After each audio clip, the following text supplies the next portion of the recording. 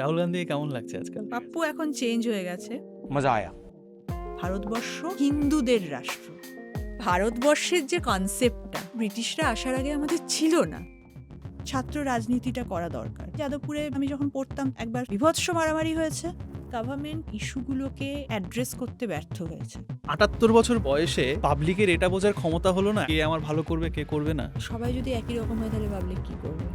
সরকার আমাকে দান করছে না, তাকে আমি ইলেক্ট করে পাঠাচ্ছি, সে আমাকে এই সার্ভিসগুলো দেবে তার জন্য।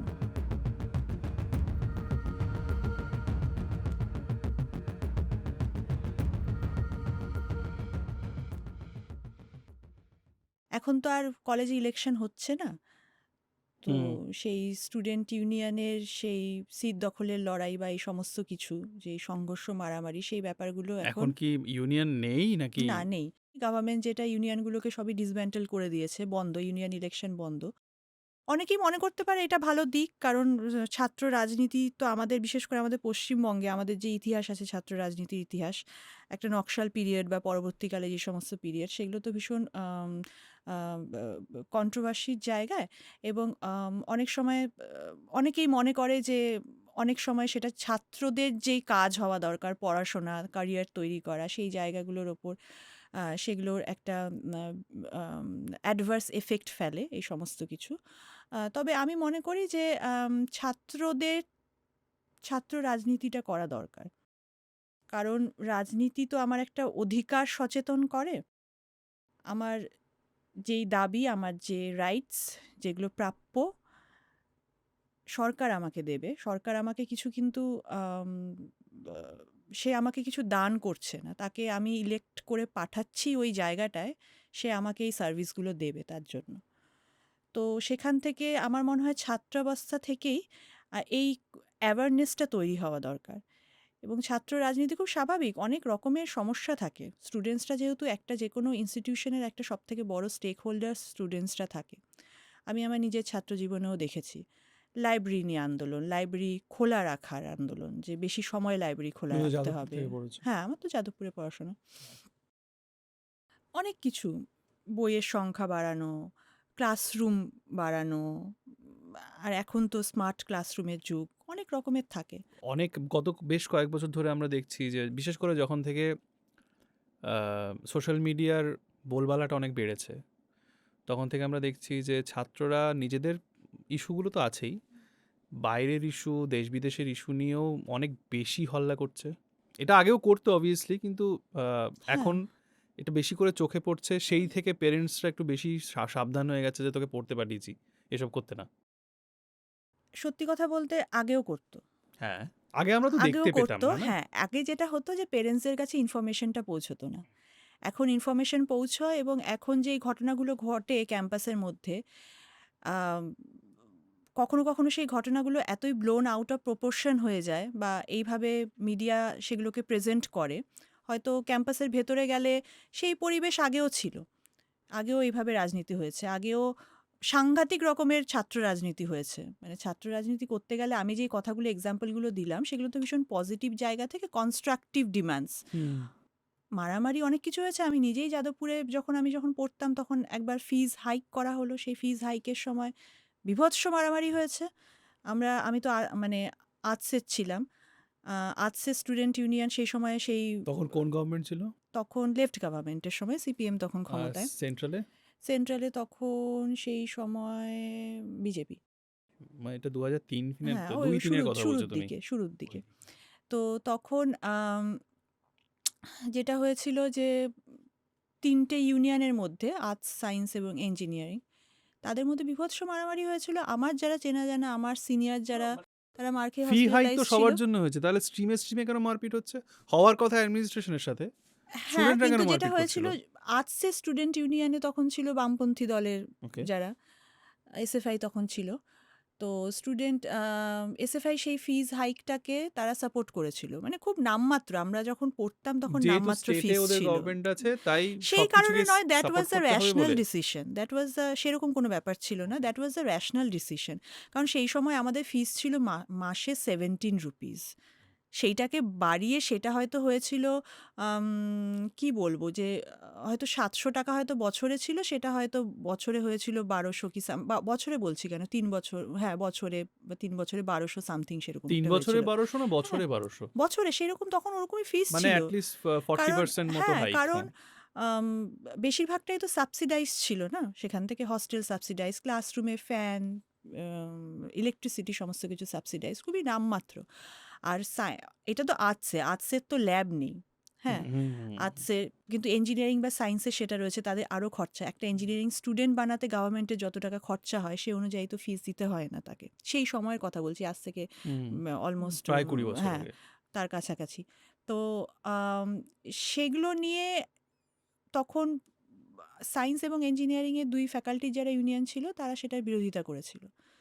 তো যেদিন আর্টসের ভর্তি ছিল, সেদিন আর্টসের ভর্তির দিন এসে তারা প্রচণ্ড গন্ডগোল করেছিল এবং প্রচুর মানে আর্টসের প্রচুর স্টুডেন্টদেররা মার খায় এবং প্রচুর মানে ফিমেল স্টুডেন্টস, ছাত্রীও প্রচুর আহত হয়েছিল সেই সময়।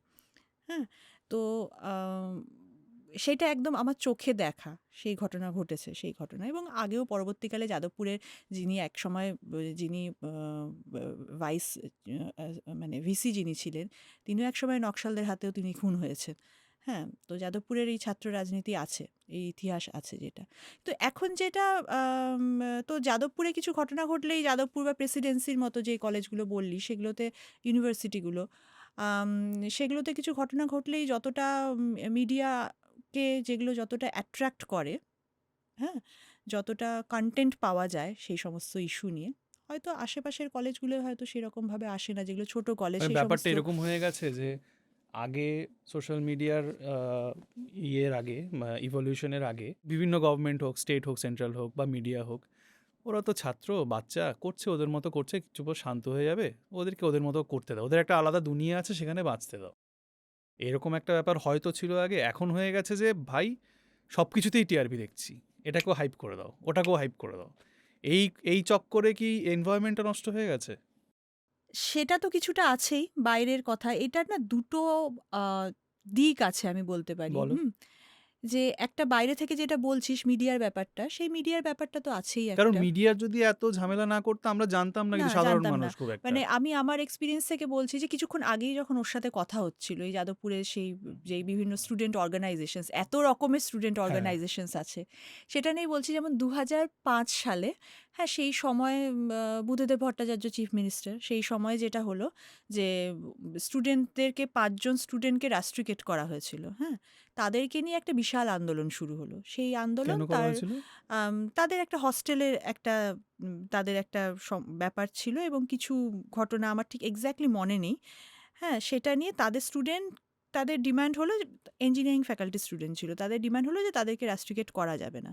তো সেটা নিয়ে যেটা হলো অ্যাডমিনিস্ট্রেটিভ বিল্ডিং যেটা আমাদের অরবিন্দ ভবন, সেটাকে ঘেরাও করা। তারপরে হচ্ছে গিয়ে পুলিশ পাঠানো এবং সেই পুলিশ আমার দেখাতে ক্যাম্পাসে ঢোকেনি পুলিশ, ক্যাম্পাসের বাইরেই ছিল। কিন্তু স্টুডেন্টদের সাথে তাদের সংঘর্ষ হয়। সেই সময় একটা স্কামিশ হয় একটা।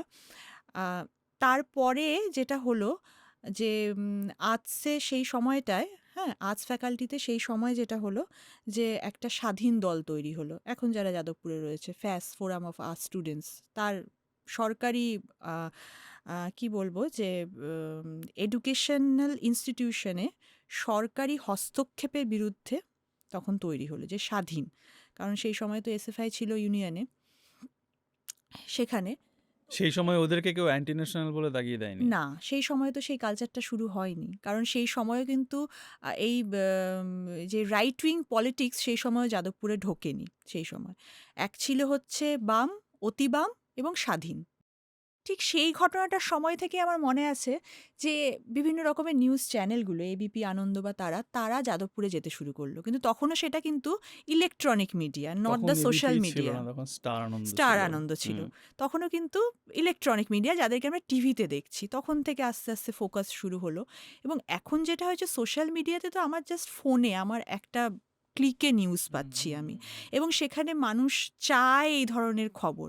আর যাদবপুরের, নেগেটিভিটি হ্যাঁ, সেলস। এবং যাদবপুরের যেহেতু পরপর কিছু ঘটনা ঘটে গেছে, এই র্যাগিং ঘটনা বা আরও অনেক কিছু, কিছুদিন আগে একজন ছাত্রী যে মারা গেল, সেই সমস্ত ঘটনা নিয়ে, তো যাদবপুর বললেই একটা খবর হয় এই জায়গাটায়, খবরটা বিক্রি হয়, টিআরপি যেটা, এই টিআরপিটা বিক্রি হয়।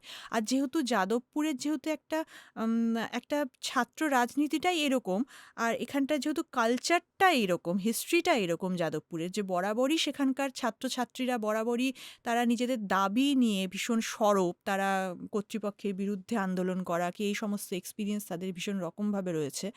এবং অন্যান্য জায়গায় যেভাবে হয়তো দমন করা যায় যাদবপুরের ছাত্রদের সেভাবে দমন করা যায় না।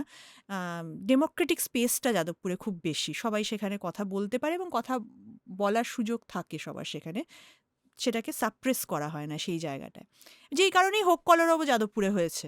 হ্যাঁ, তো সেখানে তো এই ঘটনাগুলো যেগুলো হয়েছে, এবং আরেকটা যেটা আমার মনে হয় যে এই যে বললাম না কিছুক্ষণ আগেই যে ইউনিয়ন বন্ধ হুম, হয়ে হুম, গেছে হুম। এখন, তো এই দীর্ঘ কয়েক বছর ধরে, হ্যাঁ, এই যে ইউনিয়নটা যে বন্ধ হয়ে গেছে, এই বন্ধ হয়ে যাওয়ার ফলে ক্যাম্পাসগুলোতে একদম অ্যাক্রস দ্য স্টেট, এবং যাদবপুরও তার বাইরে যায় না, একটা না ভীষণ কি বলবো, যে রাজনীতি সম্বন্ধে উদাসীন একটা সংখ্যা তৈরি হয়ে গেছে।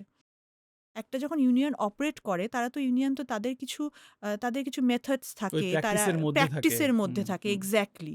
সেখানটায় সেখানে বিভিন্ন রকমের জিবি হচ্ছে, বিভিন্ন রকমের আন্দোলন হচ্ছে, ইলেকশন হচ্ছে, সিআর ইলেকশন, জেআর ইলেকশন, প্রত্যেক ক্লাসে ক্লাসে ক্লাসে ক্লাসে গিয়ে ক্যাম্পেইন করা হুম, হচ্ছে, দেন হুম। ইউনিয়নের জিএস এজিএস এই সমস্ত ইলেকশনগুলো হচ্ছে, সেই প্র্যাকটিসগুলো তো নেই আর। এবং যেই কারণে এখনকার যেটা ডিবেট, পলিটিক্যাল অ্যান্ড অ্যাপলিটিক্যাল, এটা আমাদের সময়ও ছিল, কিন্তু এই অ্যাপলিটিক্যাল ডিবেটটাতেও তখন লোকে পার্টিসিপেট করতো উইথ, কি বলবো, যে একটা নির্দিষ্ট একটা মতামত, নির্দিষ্ট একটা অ্যাওয়ারনেস, কিন্তু এখন ভীষণ উদাসীন। অ্যাপলিটিক্যাল বলে কিছু হয়? আমার মতে তো হয় না, পলিটিক্যাল কিছুই হয় না। এটাকে গা বাঁচিয়ে চলার মতো একটা ব্যাপার না? আই এম অ্যাপলিটিক্যাল এরকম একটা ব্যাপার হ্যাঁ, না? কিছুটা তো তাই।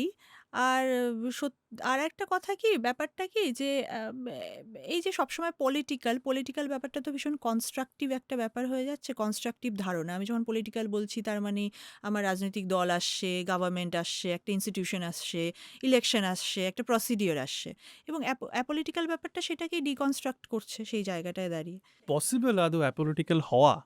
কিভাবে পসিবল? আমার মতে মানে আমি আমি সেটাই বলছি, মানে কিভাবে আমার স মানে আমি যদি গ্যাসের দাম বাড়ালে আমার জীবনেও এফেক্ট করছে। আমি এই যে ট্রেন্ড আমরা বলি না যে এই ফল ট্রেন্ড বা 2026 এর এবার এটা ট্রেন্ড। আমি কালকেই দেখছিলাম যে এই কালারটা এইবার আর নেই। এইবার এই কালারটা এসেছে। হ্যাঁ। তো এইগুলো কে ঠিক করে দিচ্ছে? যারা এই প্রোডাক্টগুলোকে প্রোডিউস করছে, তো তারা কারা? তারা ক্যাপিটালিস্ট তারা। তারা মার্কেটে জিনিস বিক্রি করতে আসছে। আমরা কাস্টমার্স।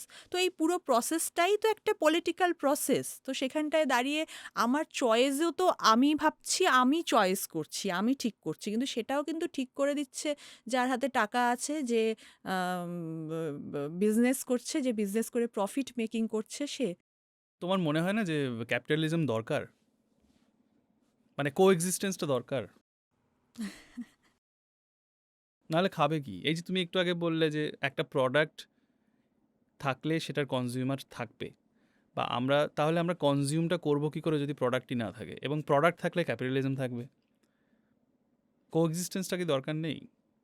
হ্যাঁ, এবার কতটা দরকার? ক্যাপিটালিজমের যখন ব্যাপারগুলো গিয়ে দাঁড়ায়, যে তারা যখন মার্কেটে আসে, তারা তো মুনাফা করতে আসে, হুম। এবং সেই মুনাফাটায় তো তখন অনেকগুলো ব্যাপার জড়িত থাকে। সেই ব্যাপারটা শুধু আমি বিজনেস করলাম, জিনিস করলাম, মানে আমি প্রডিউস করলাম এবং আমি আমার কাস্টমারের কাছে গিয়ে জিনিসটা বিক্রি করলাম, এই হুম, হুম। প্রসেসটার মধ্যেও তো আরও অনেক কিছু জড়িত থাকে। সেই জায়গাটায় গিয়েই তো তখন শুরু হয় আসল আম, আমি জানি না, আমি আই মে সাউন্ড, কি বলবো, তুমি তোমার কমফোর্টেবলি যেটা আসে সেটাই যে বলো। সেখানটায় গিয়েই শুরু হয় আসল ম্যানিপুলেশন এবং এক্সপ্লয়টেশন, এই সমস্ত জায়গাগুলো সেখানটায়। তো আম, আমাদের দেশের কথা দিয়ে যদি বলি আমরা, যে এখন আমাদের দেশের যে আমরা বলছি আমাদের বিশাল মার্কেট, আমরা এই বিকশিত ভারত হয়েছে 2047 সালে, আমরা দের লক্ষ্য আমরা we will become a fully developed economy. যেটা সম্ভবত আগে 27 ছিল। হ্যাঁ, সব চিরকালই শুনে আসছি যে আম, ইন্ডিয়া একটা ইকোনমিক জায়ান্ট হতে চলেছে। আম, তারপরে বর্তমানে যে সেন্ট্রাল গভর্নমেন্ট যারা আছে, তারা যখন 2014-তে এলো, তাদের তো আসার সময় তাদের তো প্রমিসটাই এটা ছিল প্রমিসটাই ওটা ছিল, যে এক্স্যাক্টলি। আমরা যখন দেখছি বিভিন্ন ধরনের যখন রিসার্চগুলো বেরোচ্ছে, যেমন আম, আজিম প্রেমজির যে ইনস্টিটিউট, সেখান থেকে রিসার্চ বেরোয়, বা অ্যামনেস্টি ইন্টারন্যাশনালের যে সমস্ত রিসার্চগুলো তারা বেরোয়, সেখানে কিন্তু ভারতবর্ষকে বলছে যে একটা মানে একটা সব থেকে বেশি ইনইকুয়াল সোসাইটি একটা এটা। কারণ এখানে যেই আমরা এই মার্কেটের কথা বলছি, হ্যাঁ, এখানে কিন্তু প্রথম শুধুমাত্র 1% মানুষের হাতে, তাদের হাতে 50% তাদের কাছে ওয়েলথ আছে। বাকি ওয়েলথটা হচ্ছে গিয়ে 99% লোকের কাছে। আমি এটা 22 সাল নাগাদকার ডেটা অনুযায়ী বলছি। হ্যাঁ, তার মানে বোঝা যাচ্ছে যে আমাদের এখানে অসাম্যটা কোন জায়গায়। এবং আমরা তো সবসময় বলছি যে আমাদের জিডিপি এখন আমাদের 7 পয়েন্ট সামথিং মনে হয় ফোরকাস্ট হয়েছে। আবার কিছুদিন আগেই আবার ওয়ার্ল্ড ব্যাংক আবার রিপোর্ট বের করেছে যে ইন্ডিয়ার জিডিপি, যেটা হ্যাঁ অ্যাকচুয়ালি কম। 7.4 যেটা তুমি বললে, ওটা প্রজেক্টেড, যেটা সেটা আমাদের যে ফর্মুলা দিয়ে বের করা হয়েছে, হ্যাঁ, এখন এক্স্যাক্টলি। বেরিয়ে আসছে সেই ফর্মুলাটা ভুল। ফর্মুলাটা হচ্ছে অবসোলিট ফর্মুলা, অবসলিট সেটা একটা তার যে ফর্মুলা, হ্যাঁ। বেস ইয়ার যেটা রয়েছে সেটা অনেক পুরনো। জিডিপিতে যে আমরা যখন এই বলছি মার্কেটে, মানে এত লোকে মার্কেটে এত কনজিউম করতে পারছে, তার মানে আমি ধরে নিচ্ছি লোকের এত কেনার ক্ষমতা রয়েছে। আছে। কিন্তু সত্যিই কি সেই লোকের এত কেনার ক্ষমতা রয়েছে? আমি আমার নিজের জীবন দিয়ে বুঝছি যে এই বিশেষ করে লকডাউন, জিনিসের দাম কি বেড়ে গেছে। বাজারে গেলে ৩ দিনের বাজার করতে গেলে ৮০০, ৭০০ থেকে ৮০০ টাকা খরচা হয়ে যাচ্ছে সেখানটায়। আমি যেমন স্যালারিড একজন, তাও তো সবজি যারা, বাজার কিন্তু, হ্যাঁ, মাছ একদম মাংস বাদ তাই, দাও। একদম তাই। কিছুদিন আগে আমি আমি কত পটলের কিলো, কত ২০০ না ২৫০ টাকা কিলো পটল যাচ্ছে। আমার বাড়িতে 3 থেকে 4 জন লোক খাই আমরা। 500 টাকা নিয়ে বেরোলে হার্ডলি 4 দিন যায়। একদম কিচ্ছু যায় না। সমস্ত জিনিসের এত দাম বেড়ে গেছে। তো এই যে ভাস্ট সেকশন, তারা কিভাবে চলছে তাদের? সবারই তো টাকার দাম, তো এত ইনফ্লেশন, এত কিছু রেট, সমস্ত কিছু। তো শুধুমাত্র তো তাহলে মার্কেটে তাহলে তারা কিনছে কারা? যাদের কাছে টাকা আছে তারা কিনছে, বাকি লোকজন আমি তো দেখছি না আমার আশেপাশের লোকজন এত কিছু কনজিউম করছে। যেটা তুই বললি যে এত কনজিউমার, একটা ক্যাপিটালিজম তো ভালো হওয়া দরকার কনজিউম করার জন্য। না, কোথাও তো করছে না এত কনজিউম। মানে আমি নিজেকেও তো দিয়েও বুঝি যে আমি অনেক কনজিউম কম করি এখন। হ্যাঁ, তো আম, সেখানটায় তার মানে এটাকেই আমরা একমাত্র ইন্ডিকেটর বলতে পারি না যে গ্রোথ হচ্ছে বা ক্যাপিটালিজম আদৌ ভালো জায়গায় যাচ্ছে। সেইখান থেকে হিউম্যান ডেভেলপমেন্টটা কোথায়? আমাদের দেশের মর্টালিটি রেট আমাদের দেশের অনেক বেশি। হ্যাঁ, হাই লিটারেসি রেট এখনও আমাদের মানে অনেক কম। আমরা চায়নার সাথে একসময় আমরা কম্পিট করতাম, এখনও জানি না আমরা ভাবি কিনা চায়না আমাদের কম্পিটিটার। আমি মনে করি না, চায়না অনেক এগিয়ে গেছে। এখন আমরা যাদের সাথে কম্পিট করি তারা নিজেরাই নিজেদের খাচ্ছে আর আমরা তাদের পেছনেই ছুটছি। এইটা হওয়ার কথা ছিল না, জানি না কোথায় গিয়ে হলো এটা। যেই আমরা অনেক ইকোনমিক গ্রোথ অ্যান্ড প্রসপারিটি স্বপ্ন নিয়ে শুরু করেছিলাম, সেটা এখন আমাদের চলে গেছে কে হিন্দু, কে মুসলিম, কে কি খাচ্ছে, কে কি জামা পরছে, একটা অদ্ভুত রকমের একটা রিগ্রেসিভ জায়গায় আমরা চলে গেছি সেখানটায় দাঁড়িয়ে। লোকে যেটা একটা সময় সরকারি চাকরি পেলে ভাবতো যে জীবন সেট হয়ে গেল, 10 বছর চাকরি করার পরও চাকরি একদিন নেই হয়ে যাচ্ছে সবার। তো কোনো কিছুরই তো নিশ্চয়তা নেই। ফলে এই সমস্ত সমস্যাগুলোর জন্য যে আমার পার্সোনাল রিলেশনশিপে, আমার সোশিয়েটাল রিলেশনশিপে এবং আমার মানসিক যেই সমস্যাগুলোর মধ্যে দিয়ে যাচ্ছে লোকজন, আমরা যাচ্ছি, আম সেগুলো সেগুলো ফোকাসে আনা দরকার, সেগুলো আলোচনা হওয়া দরকার। এবং আমরা যদি দেখি, তারপরে আমরা যদি খুব বেশি অ্যাডভান্স জায়গায় দেখি, যেমন জাপান। জাপানের এখন পড়ি যে জাপানের লোকজনে তারা এত কাজ করে, কারণ ক্যাপিটালিজম সেখানটায় একদম অ্যাডভান্স স্টেজে চলে গেছে, যে সেখানে আর আর আর কিছু হওয়ার নেই। সেখানকার লোকেরা সবই দেখে ফেলেছে। সত্যি ডিক্লাইনের হ্যাঁ, দিকে ইনফ্যাক্ট হ্যাঁ, ওদের। আমার যারা চেনা জানা বন্ধুরা যারা জাপানে গেছে তারাই এসে বলে সেখানকার মানে কোমোডে, পাবলিক কোমোডে ৩৬টা সুইচ থাকে। হ্যাঁ, সেখানটায় একটা সে গরম করার হ্যাঁ, একটা সে ঠান্ডা বলছে করার। আমি দেখে এত কনফিউজড হয়ে গেলাম, বেরিয়ে গেলাম তারপরে। এবং সেখানে এখনো আমরা বা মানে ফ্ল্যাশ করা শেখাতে পারিনি। শুধু আমি পাবলিক বলছি না, কাজের জায়গা তো, আমি আমার কাজের জায়গাতেও দেখি লোকে এখনো ফ্ল্যাশ করে না। মানে সেখানে তো শিক্ষিত লোকেরা যাচ্ছে সেই সমস্ত জায়গাগুলোতে, তারা সেখানকার অ্যাভেল করছে সেগুলো। এখন সেখানকার গভর্নমেন্ট লোকজনকে বলছে যে তোমরা নিজেদের পার্সোনাল সম্পর্ক তৈরি করো, কিন্তু মানুষের এমনই ব্যাপার হয়ে গেছে যে তারা সেগুলো নিয়ে ফ্যামিলি ভাবতেই করছে পারছে না, না, ফ্যামিলি বাড়াচ্ছে করছে না। না তারা। ছুটকো চাটকা কাজ করার জন্য ৫ লক্ষ ইন্ডিয়ানদের মানে ভিসা দেওয়া হবে, এরকম একটা সার্কুলার এসছে। তো সেখানে আবার প্রোটেস্ট শুরু হয়েছে। প্রোটেস্টটা কোথায় হচ্ছে? জাপানি লোকেরা প্রোটেস্ট করছে যে ইন্ডিয়ানদের আনা যাবে না। আচ্ছা। ওদের মানে ওরা নিজেরাও ফ্যামিলি তৈরি করবে না, কেউ এসে কাজ করতে চাইলে সেটাও করাবে না। তাহলে যাবিটা কোথায়, করবিটা কি? কারণ ওদের পপুলেশন ডিক্লাইনের দিকে। হ্যাঁ, কারণ আর কিছু নেই।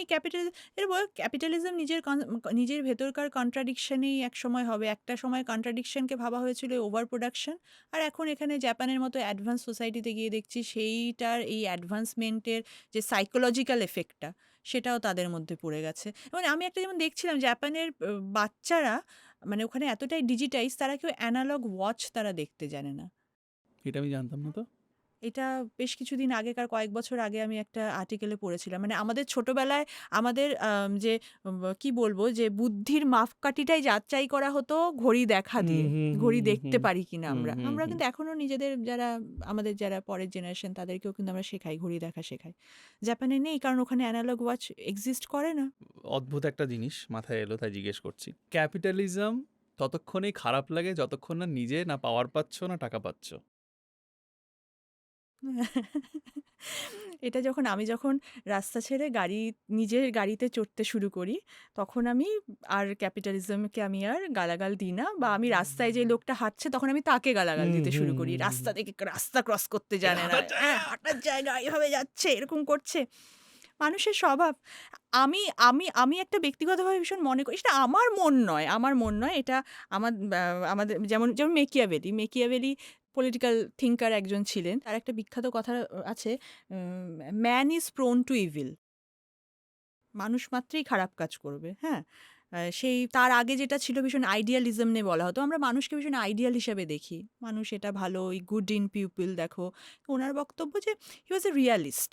এটা একটা খুব ইন্টারেস্টিং থিওরি, রিয়ালিস্ট অ্যাপ্রোচ, যেটা যে একদম বাস্তববাদী দৃষ্টিভঙ্গি দিয়ে দেখো, আইডিয়ালিস্ট দৃষ্টিভঙ্গি দিয়ে নয়। আইডিয়ালিস্টরা যেটা মনে আইডিয়ালিস্ট দৃষ্টিভঙ্গি হচ্ছে যে পিস সবসময় থাকবে, রাষ্ট্রযুদ্ধে যাবে না। রিয়ালিস্টরা বলছে রাষ্ট্র মানেই সে নিজের ইন্টারেস্টকে বাঁচানোর জন্য সে যুদ্ধে যাবেই, তাকে করতেই হবে, সে যুদ্ধ করেই সে নিজের ইন্টারেস্টকে সে রক্ষা করবে।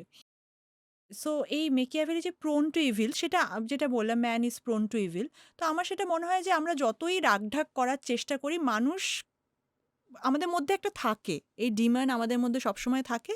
এবং কখনো কখনো কিছু কিছু যখন রাজনৈতিক যেই কালচারটার যখন ডিগ্রেড হয়, তখন আমাদের মধ্যেকার এই ডিমান্ডটাও আনলিশ হয়ে যায়, হ্যাঁ, সেখানটায়। যেই কারণে লোকে এখন টাকা দিয়ে চাকরি নেয়, বাধে না তাদের আর নিতে। এটা নর্মাল হয়ে গেছে। আর একজনের অধিকারকে যে আমি কেড়ে নিয়ে চাকরি নিচ্ছি, কারণ আমার যদি টাকা দিয়েই চাকরি হয়ে যায়, তাহলে আমি কেন নেব না চাকরিটা, আমি তো হয়ে যাচ্ছে। হ্যাঁ, নরমাল, একদম নরমাল। করাপশন নরমাল, শুধু একদম করাপশন কোট অ্যান্ড কোট এখন নরমাল। তোমার কি মনে হয় না কোনোদিন যে করাপশন যদি বন্ধ হয়ে যায়, ধরো কাল সকাল থেকে করাপশন বন্ধ হয়ে গেল, দেশ অচল হয়ে যাবে? হতে পারে হয়তো, কারণ লোকজনের মধ্যে এতটাই করাপশন চলে এসেছে যে তাদের যারা স্যালারি পায় যেই কাজটা করার জন্য, সেই কাজটাও তারা উপরি টাকা না নিয়ে করে না। সেটার জন্য তাদেরকে, মানে রিসেন্টলি আমার যেটা হয়েছে, আমার ১ বছর ধরে একটা ডকুমেন্ট আটকে আছে, এবং আমাকে যেভাবে আমাকে বলা হয়েছে আমি সেখানে বুঝতে পেরেছি যে আমার একমাত্র টাকা দিলেই সেই ডকুমেন্টটা আমার বেরোবে। আমি দিইনি টাকা, আমি দেব না টাকা। কারণ সেই ডকুমেন্টটার জন্য যা প্রসেস আমি করেছি, আমার যা কাগজপত্র জমা দেওয়ার সেই কাগজপত্র আমি জমা দিয়েছি, আমি করব না। কিন্তু সেটা আমি আমার ব্যক্তিগত জায়গা থেকে করেছি। আমি যখন অন্য লোকজনদের সাথে শেয়ার করছি নিজের এক্সপেরিয়েন্স, তারা কিন্তু বলছে আমরা তো টাকা দিয়ে নিয়ে নিয়েছি। আমার ডকুমেন্টটা আমার কাছে জরুরি বেশি। দেখা যাক কতদিন তারা না দেয়। তো করাপশন একটা ওয়ার্ল্ড ওয়াইড ফেনোমেনা। সব জায়গাতেই হয়। কোথাও টাকা দিয়ে হয়, কোথাও ফেভার করে হয়। কাজেই এটা একটা ভীষণই নরমাল ব্যাপার। তাহলে এটা যদি আমরা মেনেই নিই যে করাপশন একটা ওয়ার্ল্ড ওয়াইড ফেনোমেনা, এটা নর্মাল হয়ে গেছে, তাহলে আমরা সেই সরকারদের কেন বা সেই নেতাদের কেন ভরসা করি যারা বলে করাপশন ফ্রি করে দেবো? ভালো লাগে ভাবতে হয়তো। মানে ওই আইডিয়ালিস্ট চিন্তাভাবনা থেকে বলছো? আইডিয়ালিস্ট ভাবতে স্বপ্নের ভালো দুনিয়া? লাগে। হ্যাঁ, স্বপ্নের দুনিয়াটায় যখন এই যে অ্যান্টি করাপশন মুভমেন্ট যখন শুরু হলো, সেই সময় তো সেটা হিউজ পপুলার মুভমেন্ট হয়েছিল এবং সেইটা হচ্ছে গিয়ে বলা যায় যে পোস্ট লিবারালাইজেশন পিরিয়ডে সেটা একটা সব থেকে বড় স্বতঃস্ফূর্ত জনগণের স্বতঃস্ফূর্ত মুভমেন্ট। সরকার চালিত মুভমেন্ট ছিল না সেটা, কোনো জনগণের স্বতঃস্ফূর্ত মুভমেন্ট ছিল সেটা একটা। জনগণ সেখানে পার্টিসিপেট করেছিল এবং কিন্তু অনেক কনস্পিরেসি থিওরি এখন আসছে যেটা বলছে যে তার পেছনে বা অনেক অন্যান্য পলিটিক্যাল পার্টির হাত ছিল, আড়ালে হাত ছিল।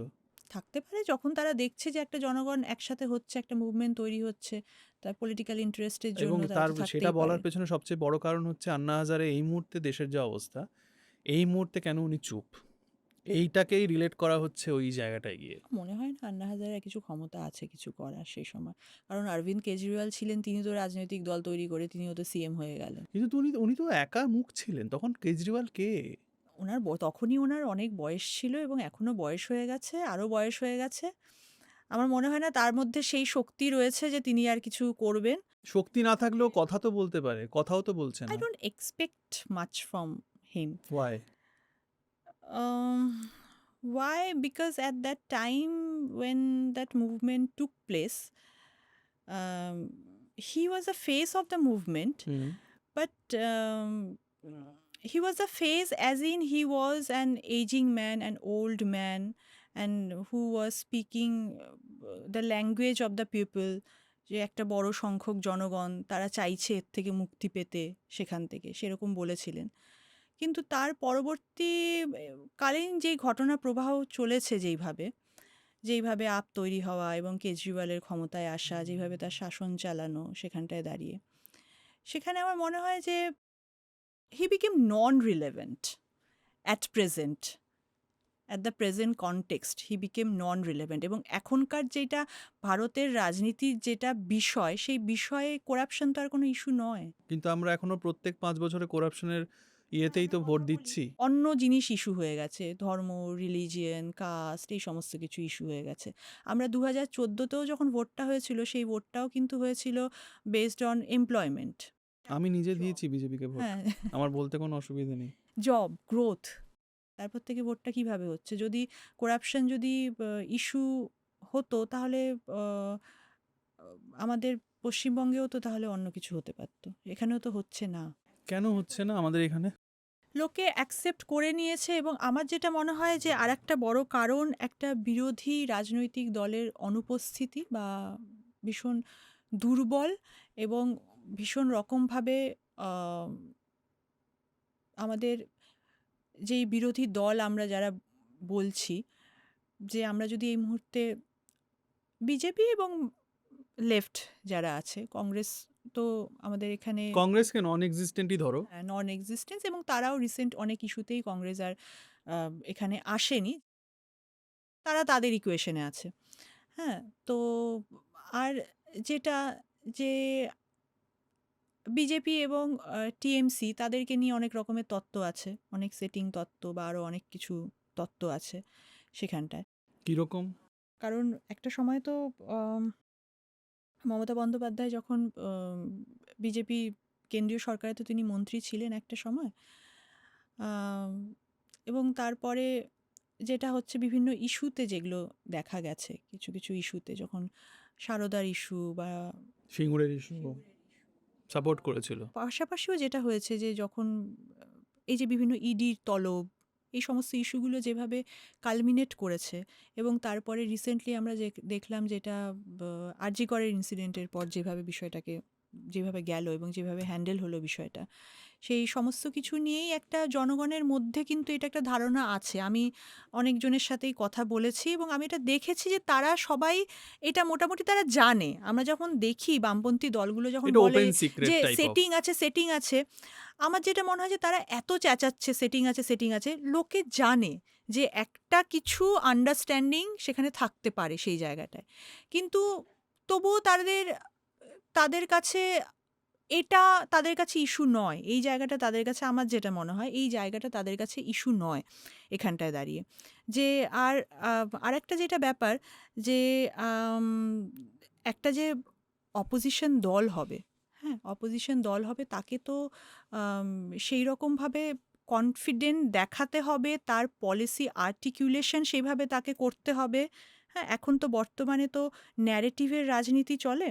একটা ন্যারেটিভ আমি দিয়ে দিচ্ছি, মোদি হ্যাঁ তো মুমকিন হ্যাঁ, বাংলার মেয়েকেই চাই, এবং সেই ন্যারেটিভেই ভোট হচ্ছে, যা কিছু হচ্ছে লোকে ভোট দিচ্ছে, বা একটা ন্যারেটিভ ৩৪ বছরে কি হয়েছে, হুম, হুম, হ্যাঁ, হুম। এই ন্যারেটিভ। যেটা আমার মনে হয় যে বিরোধী দল যারা, বিশেষত লেফট, তারা ভীষণ এই ন্যারেটিভগুলোর উত্তর দিতেই তারা ব্যস্ত হয়ে পড়ছে। নিজেদের ন্যারেটিভ তৈরি করতে নিজেদের পারছে ন্যারেটিভ না। তারা তৈরি করতে পারছে না, এবং ভীষণ রকমভাবে যেই বামপন্থী রাজনীতির যেটা এখন তো মার্কস যে সময়ে রাজনীতি উনি বলে গেছিলেন, যিনি লিখে গেছিলেন, সেই সময় থেকে তো এখনকার নেচার অফ ক্যাপিটালিজম অনেক চেঞ্জ হয়ে গেছে। তখন তিনি লেবারের কথা বলেছিলেন, এখন গিগ ইকোনমি চলে এসেছে। লেবারকে আমি কিভাবে ডিফাইন করব নিউ এখন? ফর্ম অফ হ্যাঁ, লেবার। নেই ফর্ম অফ লেবার। আমি লেবারের ডেফিনেশন, ইন্ডাস্ট্রির ডেফিনেশন চেঞ্জ হয়ে গেছে এখন সেই জায়গায় দাঁড়িয়ে। তো সেই জায়গাগুলোকে নিয়ে আম যেইভাবে একটা আর্টিকুলেটেড ওয়েতে এগোনো দরকার, সেগুলো এগোচ্ছে না। তবে এখনো তো রাজনীতির, বামপন্থী রাজনীতির কোরটা তো ইকোনমিক পলিসি এবং ইকোনমিক জায়গাগুলোই। সেই জায়গাগুলোকে যদি হাইলাইট করা হয় তাহলে ভালো হয়, এবং আমার কেন যেন মনে হয় যে আম বামপন্থী দলগুলো তারা নিজেরাও যে খানিকটা আম আ জনগণ না এটা বুঝতে পারছে যে তারাও খুব কনভিন্সড নয়, এবং তারাও যে নিজেরাও যে অনেকটা তারা কি বলবো যে নিজেদের মধ্যে ইনকনফিডেন্ট। ইনকনফিডেন্ট নয়, তাদের মধ্যেও একটা কনসিস্টেন্সির একটা অভাব, তারা নিজেরাও ঠিক ক্রেডিবিলিটি সেই জায়গাটা লস করছে, যে তাদের মধ্যেও যে আমরা যদি দেখতে পারি যে হ্যাঁ তারা কনফিডেন্ট ওয়েতে তারা এইভাবে রাজনীতি করছে, কারণ একবার এটা একবার ওটা, একবার একে সাপোর্ট করা একবার এখানে যাওয়া, এই জায়গাগুলোকে ঠিকভাবে নিচ্ছে না, কারণ যেহেতু একটা লেফট রাজনীতির একটা এত বড় ইতিহাস রয়েছে আমাদের দেশে, সেই জায়গার সাথে মেলালে সেখান থেকে আম জোট করা বা এই ধরনের ডিসিশনগুলো কংগ্রেসের বিরুদ্ধেই তাদের রাজনীতি শুরু হয়েছিল, সেই কংগ্রেসের সাথে গিয়ে তাদের জোট করা, সেই সমস্ত তো আম সব লোক তো সেভাবে নিচ্ছে না। এবং যেটা রয়েছে একটা লেফট ইন্টেলিজেন্সিয়া, তাদের একটা সবসময় একটা শো অফের ব্যাপার, যে এলিট আমরা সব মেন্টালিটি। জানি, এলিট মেন্টালিটি, এলিট ইন্টেলেকচুয়ালদের আমি কেন যেন আমি আমি আমি ঠিক তাদের বুঝতে পারি না, আমি তাদের থেকে দূরে থাকি। হ্যাঁ, সেখান থেকে আমার অত মাথায় ঢোকে না তাদের কথাবার্তা সবসময়। হ্যাঁ, তো তাদের আ এই বিষয়গুলো যেগুলো রয়েছে যে আমরাই সব জানি, এবং ফেসবুকেও আমরাই সব জানি। তো লোকে না এই জিনিসগুলোকে না আর নেয় না ভালোভাবে এখন। এখন মানুষের কাছে এই অহংকারগুলো, লোকে সেগুলোকে খুব একটা অ্যাকসেপ্টেবল নয় তাদের কাছে সেই জিনিসগুলো। সেটা একটা হচ্ছে যে একটা মাস রিজেকশন একটা আসছে। মাসের থেকে দূরে চলে যাওয়া, এবং তারপরে একটা মাস রিজেকশন যেটা আসছে। আমি যেই অঞ্চলে থাকি, ওই অঞ্চলের যিনি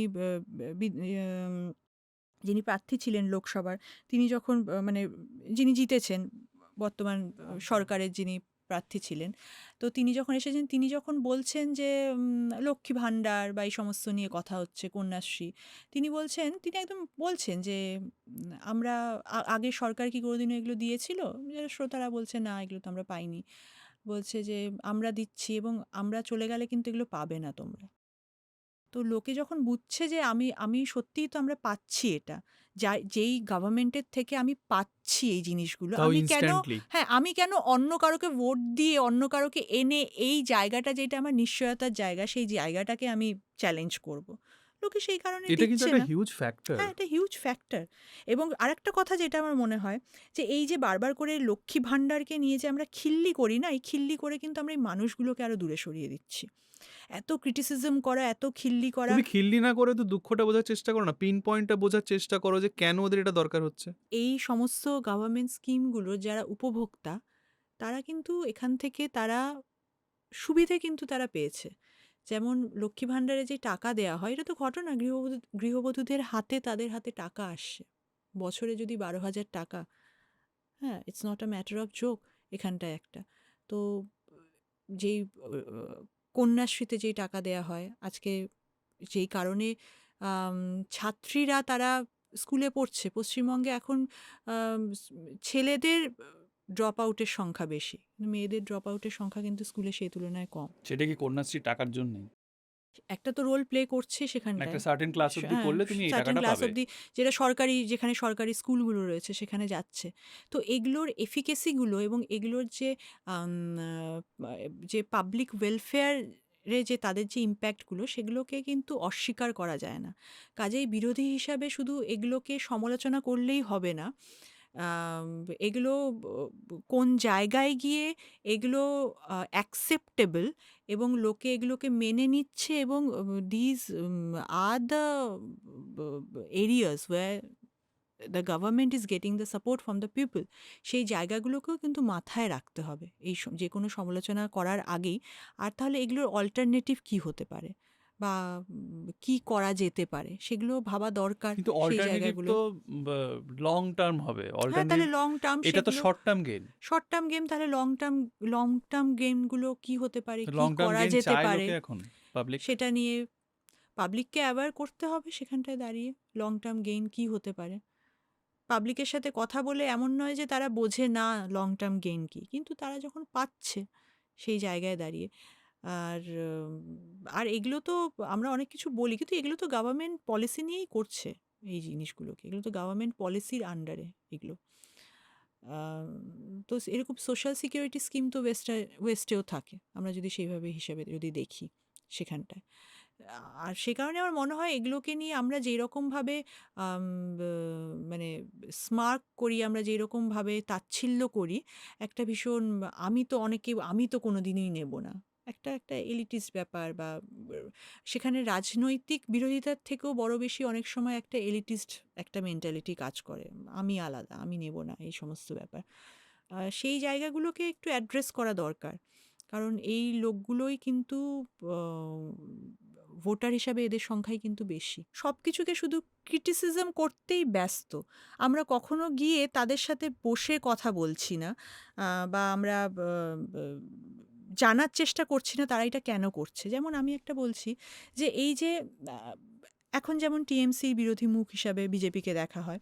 হ্যাঁ, সেখানটায়।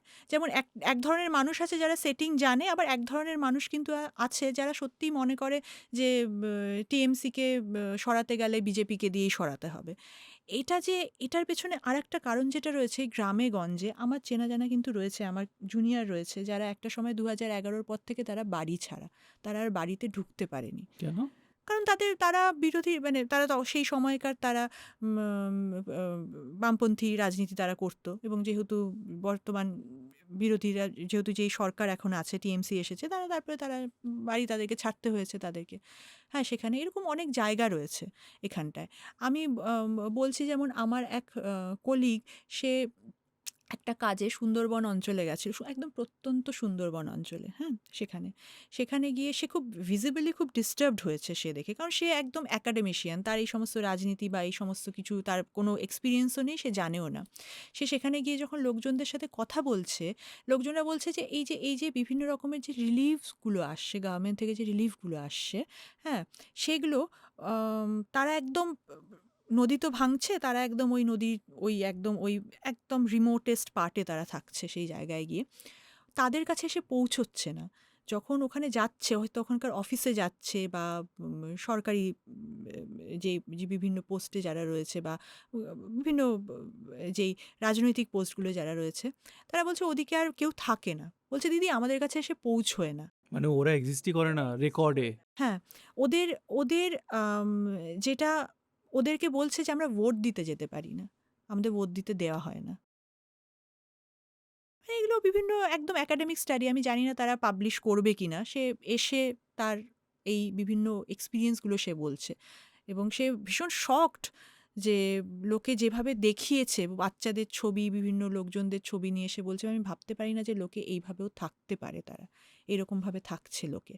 তো এখান থেকে না আরেকটা যেটা রয়েছে, যেটা যে লোকে যে হঠাৎ করে আমরা ভাবছি যে সবাই কি একদম বিজেপি হয়ে গেল, সবাই এত ধার্মিক হয়ে গেল, হিন্দু ধর্মীয় হয়ে গেল সবাই। তোমার পেছনে একটা বালিশ দেবো?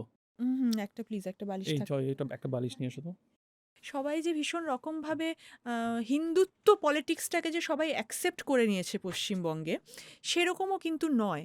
অনেক লোক বিজেপিতে যাচ্ছে because YONO to gain the self respect.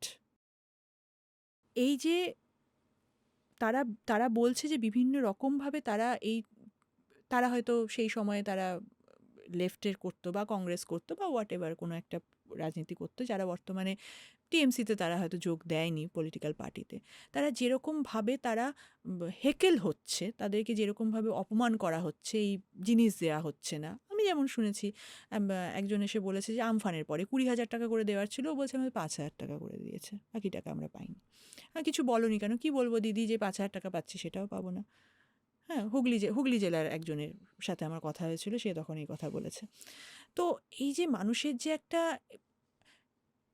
মাঝে মাঝে আসে না, যে কিছুদিন আগেই দেখলাম একজন স্কুলের টিচারকে জুতো পেটা করেছে হুম কি হুম হুম মেরেছে। এই হুম। যে মানুষের যে একটা একটা যে আত্মসম্মান, এই আত্মসম্মানটা চলে গেছে মানুষের, তারা পাচ্ছে না।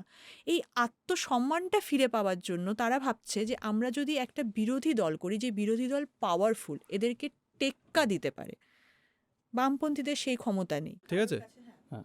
পাওয়ারফুল কারোর কাছে যদি আমরা যাই, তাহলে আমরা হয়তো এই আমাদের হারিয়ে যাওয়া সম্মানটা আমরা পুনরুদ্ধার করতে পারবো। যারা আমার চেনা, যারা যারা গ্রামে থাকে এরকম, তাদের কাছ থেকেই শোনা। ব্যাপারটা কি এরকম হলো না যে আমি বাঘের খাঁচা থেকে বেরোলাম, সিংহের খাঁচায় ঢুকছি? তারা এতটাই ডেসপারেট হয়ে গেছে যে তাদের কাছে তারা আর এইভাবে ভাবছে না, তারা এখনকার সময়টা নিয়ে ভাবছে। যে তাদেরকে যেভাবে একঘরে করে রাখা হয়েছে, অনেককেই হচ্ছে এইভাবে ট্রিটমেন্ট হচ্ছে, একঘরে করে রাখা বা কিছু ইউজ করতে না দেওয়া, এই সমস্ত কিছু। তো তারা বলছে যে আমরা এই সম্মানটা ফেরত পেতে চাই, আমাদের মধ্যে সেই মানে not only self respect, respect in general তাদের মধ্যে, যে একটা সামাজিক অবস্থান একটা, হ্যাঁ, সেই জায়গাটা তাদের চলে গেছে, সেই জায়গাটা তারা পেতে চাইছে। এবং সেই কারণে তাদের অনেকের মনে হচ্ছে সবাই কিন্তু শুধুমাত্র এই রাজনৈতিক কারণেই নয়, সবাই কিন্তু সাইকোলজিক্যাল কারণেও কিন্তু যাচ্ছে এই জায়গাগুলো, এই বিরোধিতার জায়গাটায়, বা তারা চাইছে যে একটা পাওয়ারফুল কেউ একজন আসুক। গোটা সিনারিওতে কোথাও আমি লেফটকে দেখতে পেলাম না। নেই। এত বড় ফেলিয়ার! আমি জানি না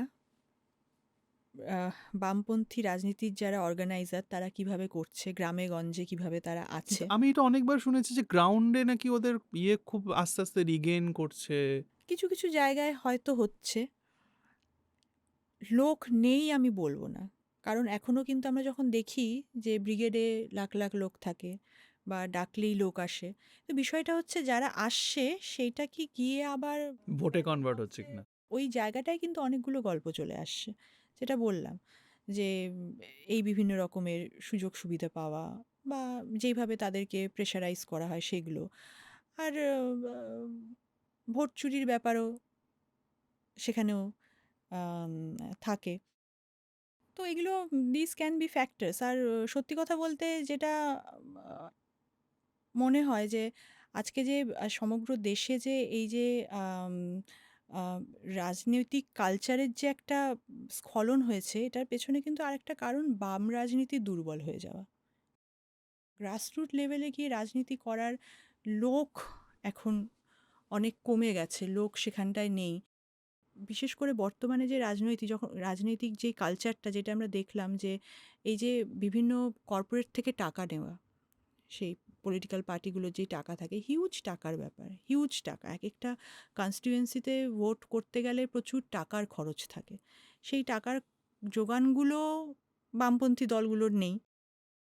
আর আরেকটা যেটা মনে হয় দীর্ঘদিনের ক্ষমতায় থাকা, ক্ষমতায় বসবাস করার ফলে এই বিরোধিতা করার কালচারটাও হয়তো তাদের মধ্যে থেকে চলে অভ্যেসটা চলে গেছে, গেছে। অভ্যেসটা চলে গেছে। কারণ আমাদের সিএম মমতা ব্যানার্জি, তিনি কিন্তু, আমরা অনেক অনেক ক্ষেত্রেই তার সমালোচনা করি, অনেক কিছু নেই। কিন্তু বর্তমানে আমাদের ভারতবর্ষে তার মতো ফিল্ড এক্সপেরিয়েন্সে রাজনীতি করা লোক খুব কমই আছে। আমি বিজেপির ক্ষেত্রেও সেম কথাই বলবো। এদের ওই যে গ্রাউন্ড ওয়ার্কের যে স্ট্র্যাটেজিটা মাইন্ড ব্লোয়িং, মানে ইউনিভার্সিটিতে পড়ানোর মতো। এই রাজনীতি বিষয়টাই মানুষকে নিয়ে, মানুষের জন্যই রাজনীতি। এটাও কি কাজ করে যেরকম কিছুদিন আগে কংগ্রেসের একটা অ্যাটিটিউড ছিল যে ও মানুষ তো বিরক্ত হয়ে কদিন পর আমাদেরই ভোট দেবে। কোথাও কি এদেরও কি সেম? ওই ফ্যাটিকড হয়ে যাবে, দুদিন পর বিরক্ত হয়ে যাবে, আমরাই তো আছি। হ্যাঁ, মানুষকে টেকেন ফর গ্রান্টেড নিয়ে নেওয়া।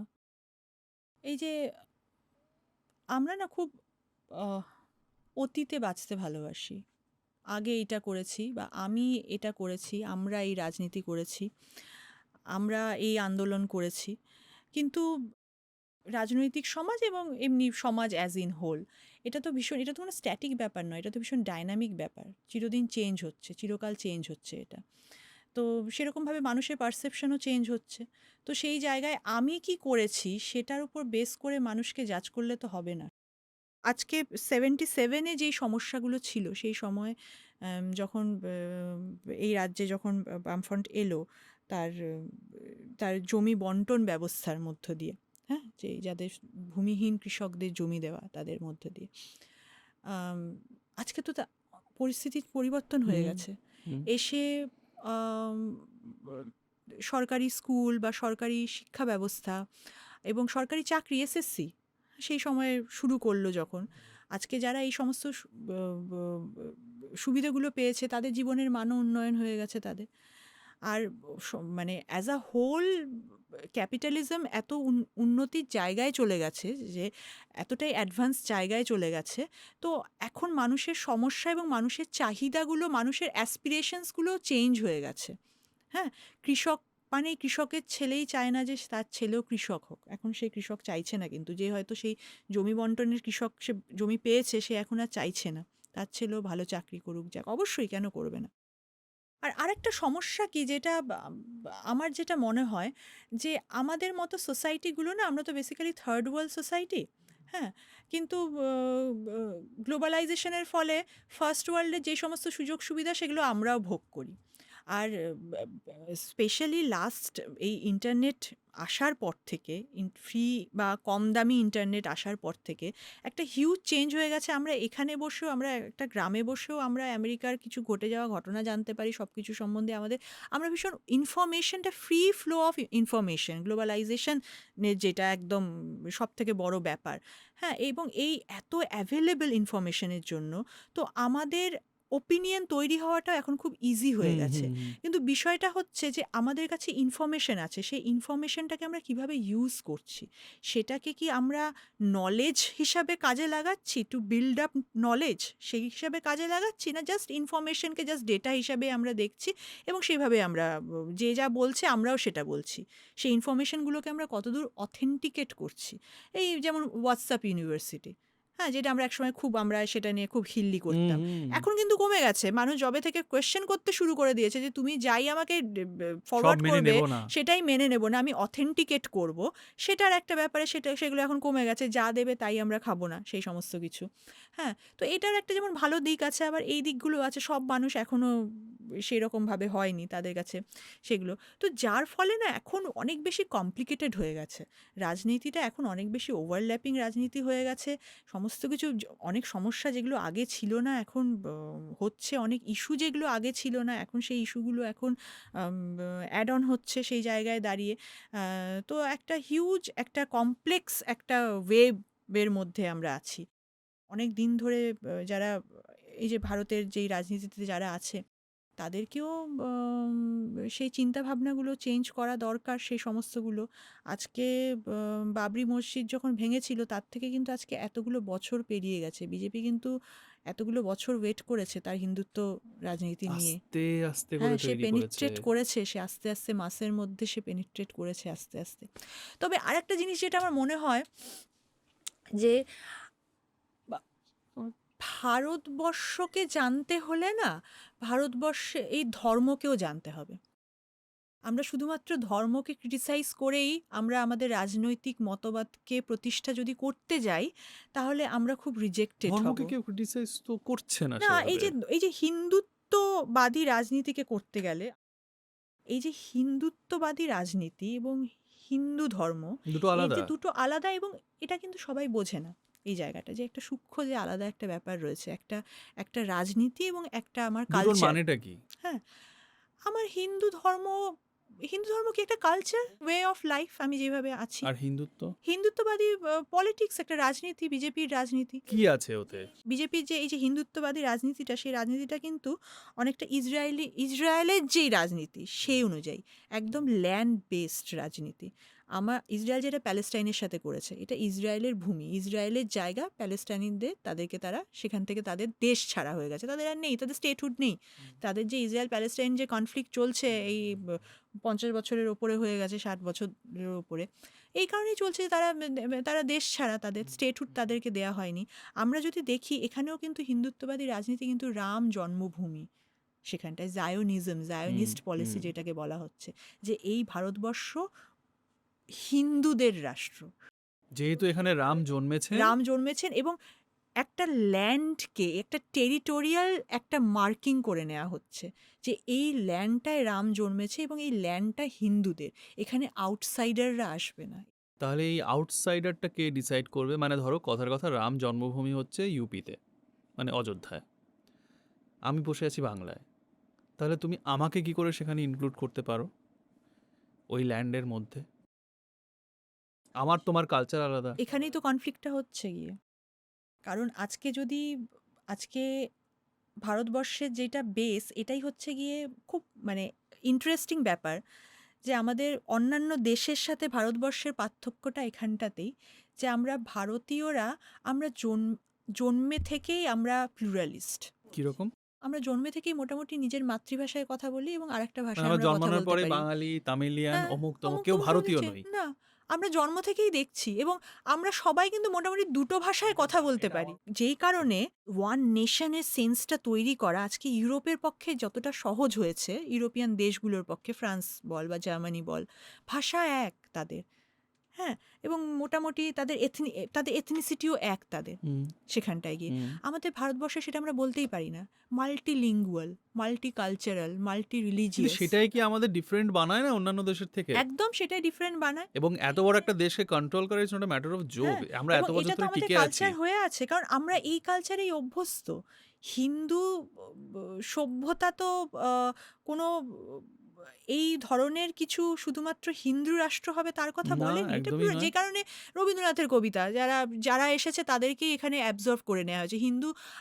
আমাদের ভারতবর্ষের কালচারটাই হচ্ছে inclusive culture, not exclusive culture.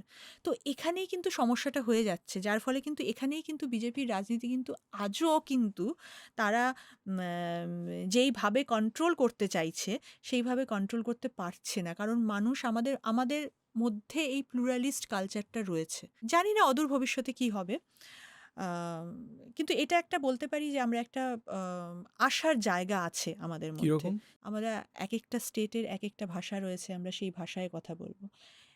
এগুলোর যেমন কিছু ফ্লিপ সাইডও রয়েছে, তেমনি ভালো পজিটিভ সাইডগুলো রয়েছে এই জায়গাগুলো, যে আমাদের নিজস্ব আইডেন্টিটি।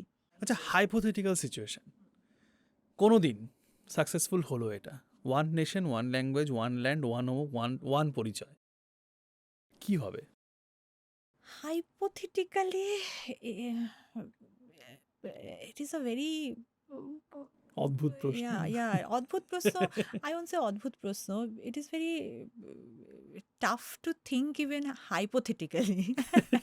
কারণ মানে আমাদের ভাবনা অতটা পৌঁছায়নি মানে এখনো। কিভাবে না হতেই পারে। পার্লামেন্টে যদি 543টা সিট যেটা এখন আছে, সেটার মধ্যে যদি 400টা সিট, 450টা সিট যদি পেয়ে যায়, সেটা হতেই পারে। সেই কারণে আমাদেরকে জনগণের ওপরেই আস্থা রাখতে হবে, যে লাস্ট ইলেকশনেও তারা যেমন আটকে দিয়েছে সেরকম করবে। তা না হলে হয়ে গেলে একটা লেজিসলেচারের মাধ্যমে একটা লেজিসলেটিভ একটা কিছু এনে, অ্যামেন্ডমেন্ট এনে হয়ে যেতেই পারে।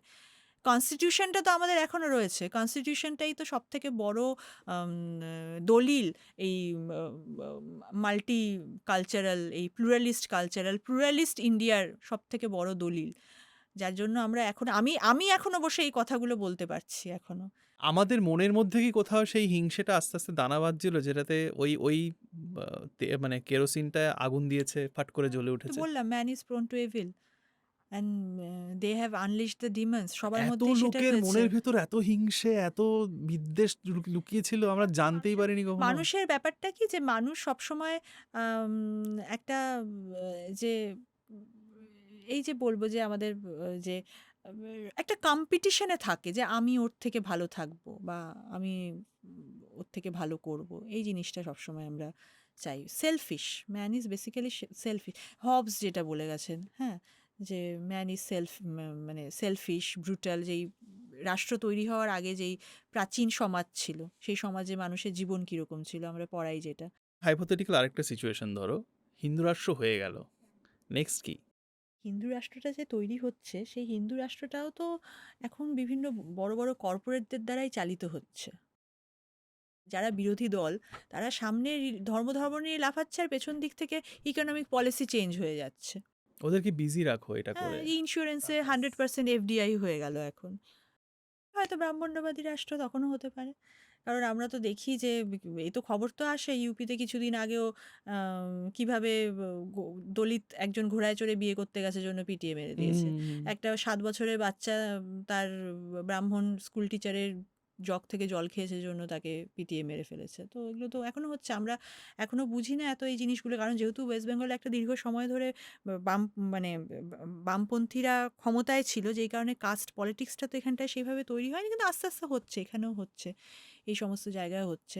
এবং আমার এখন অদ্ভুত লাগে যে কিভাবে আমরা যদি দেখি যে এই যে কালচার, একটা জায়গার কালচার, ধর্মকে যদি আমি কালচার হিসাবে দেখি, ওয়ে অফ লাইফ হিসাবে দেখি, তো একটা মানুষের এই ধর্মীয় প্র্যাকটিসটা সেই মানুষের কালচারকে বেসিক্যালি রিপ্রেজেন্ট করে।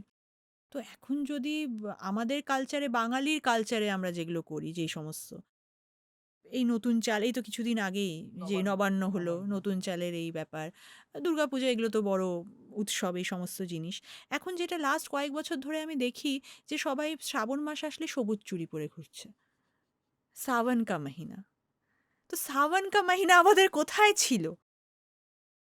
শিব ঠাকুরকে দেখে এসেছি, আমাদের দিদিরা বা আমাদের বন্ধুরা সবাই এরকম শিব ঠাকুরের মাথায় জল ঢালে। তো এই যে সবুজ চুড়ি পরে সাवन কা মহিনা, মানুষ মানে ধার্মিক হয়ে যাচ্ছে এখন বেশি বেশি করে।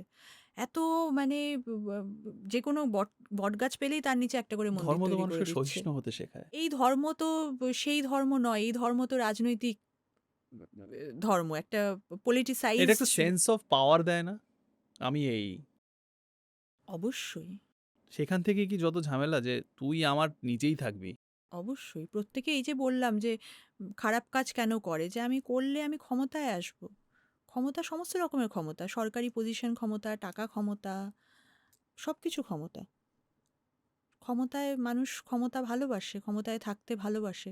তো যেই কারণে যেই রাজনীতির যখন একসময় যখন বামপন্থীরা ছিল তখন সবাই বামপন্থী রাজনীতি করত। আবার এখন নেই, ক্ষমতায় নেই। সবাই এখন কেউ টিএমসি করছে, কেউ বিজেপি করছে, সবাই করছে, কারণ সবাই ক্ষমতা চায়। 34 বছরে এমন কি করেছে যে লোকে এখন ছি ছি করছে, তাকাতে পর্যন্ত চাইছে না? একটা মানুষের ভিতরে আমি দেখতে পাই না যে কমিউনিজমটাকে এ করছে।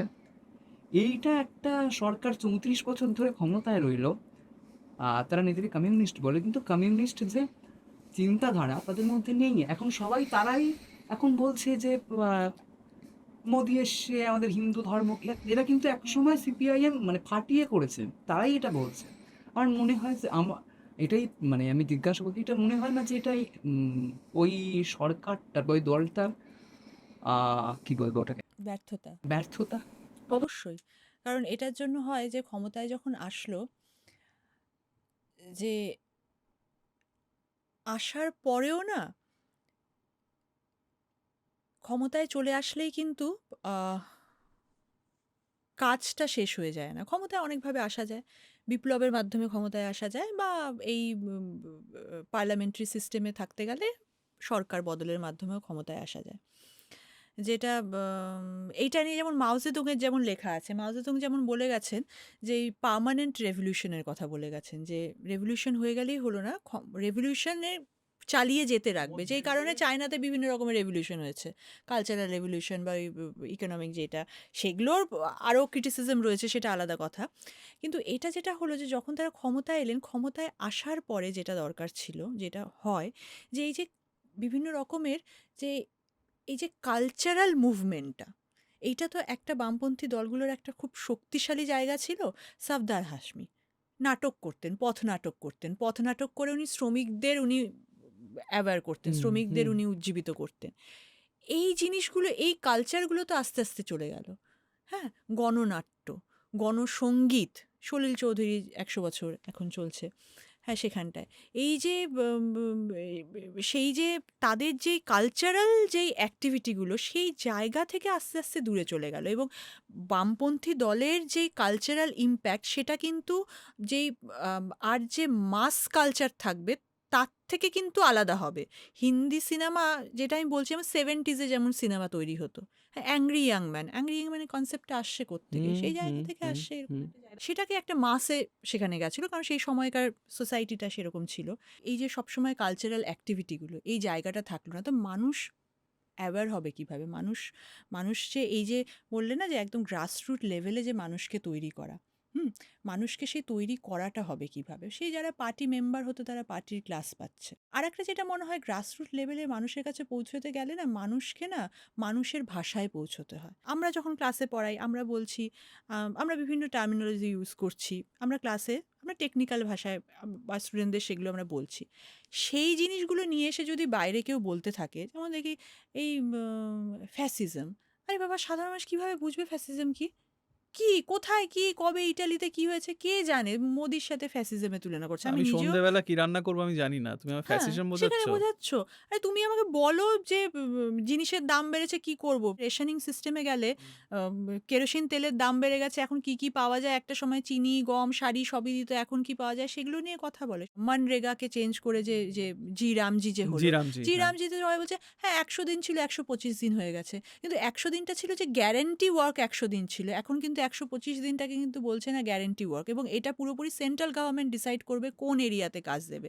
আগে যেমন অ্যাপ্লাই করলেই সে পেতো, এখন কিন্তু সেটা পাচ্ছে না। যারা ক্রিটিসাইজ করছে তারা নামটা নিয়ে করছে, এই ভেতরের মাল মশলা নিয়ে কেউ করছে না। সেটাই বলো, লেবার কোডে কোথায় কি হচ্ছে, কোন জায়গাগুলো চেঞ্জ হয়েছে, তুমি সেগুলো নিয়ে কথা বলো। সোশ্যাল সিকিউরিটি নিয়ে কথা বলো, সেখানটায় কি সোশ্যাল সিকিউরিটি পাওয়া যাচ্ছে। বড় বড় কথা, এত বড় জিনিস লোকে বুঝবে কি, কিভাবে বুঝবে? এই এই যে যে মাসের সাথে ডিসকানেক্ট হয়ে যাওয়া এবং ভাষা হারিয়ে ফেলা, কোন সময় গিয়ে এই ডিসকানেকশনটা তৈরি হলো? মোটামুটি 90s থেকেই শুরু হয়ে গেছে, এবং 2000s থেকে সেগুলো একদমই প্রকট হয়ে পড়লো। 90sে যেটা হলো যে 91-এ economic policy, new new economic policy নেওয়া হলো, লিবারালাইজেশন হলো, সেখানটায় মার্কেট ওপেন করে দেওয়া হলো। আগের যেটা, কারণ তার আগে যেই পলিসি ছিল সেটা স্টেট ওন্ড পলিসি ছিল, সোশ্যালিস্ট, যেটাকে ইন্দিরা গান্ধী বলেছেন, হয়তো মার্কসিস্ট মতে সোশ্যালিস্ট নয়, কিন্তু সোশ্যালিস্ট মানে স্টেট ওন্ড এন্টারপ্রাইজেস ছিল।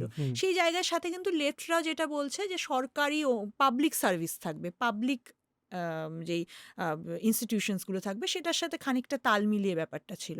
তো পোস্ট 91 সেই জায়গাটা তো সরে গেল, স্টেট ওন্ড পাবলিক সেক্টর চলে গেল, সেখানে বাইরে থেকে প্লেয়াররা আসতে শুরু করলো। সেই জায়গায় দাঁড়িয়ে পুরো মার্কেট, ওপেন মার্কেট ইকোনমি হয়ে গেল।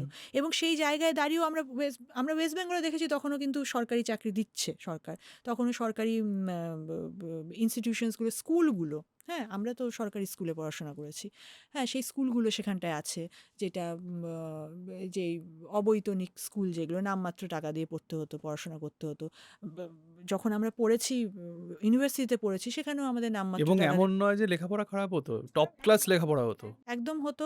এবং লাকিলি যেটা বলা হয় যে যে ইংরেজি চলে যাওয়া, তো আমার একটা যেটা হয়েছিল যে ইংরেজি তুলে দেওয়া, হ্যাঁ সেটারও একটা রিজন ছিল যে সায়েন্টিফিক স্টাডিতে দেখা গেছে যে বাচ্চাকে তার মাতৃভাষায় পড়ালে সে ভালো বোঝে। তো সেখানে লোকের তবুও যেহেতু একটা স্টেটে এবং বাইরের স্টেটের লোকেরা ইংরেজি পড়ছে, কিন্তু আমি যেই স্কুল থেকে পড়েছি সেখানে একটা ছিল, সেখানে ইংরেজিটা তোলা হয়নি। ওই সময়টা থেকেই না, যে একটা ইডিওলজিক্যাল জায়গা এবং একটা প্র্যাগম্যাটিক একটা বিষয়, এবং সেখানটার যে ক্ল্যাশটা হতে শুরু করলো, হ্যাঁ, এবং তারপরের মানে যেটা মানুষ এগোতে চাইছে, তুমি আমায় পিছিয়ে আনছো। মানুষ সুবিধেগুলো বুঝতে পারছে। কারণ সেই সময় যখন একটা হয়েছিল যে কম্পিউটার ঢুকবে, কম্পিউটার বলা হয়েছিল যে না দেওয়া যাবে না, চাকরি যাবে। আজকে কিন্তু আমরা দেখছি যে সেটা কিন্তু কিছুটা ফলছে।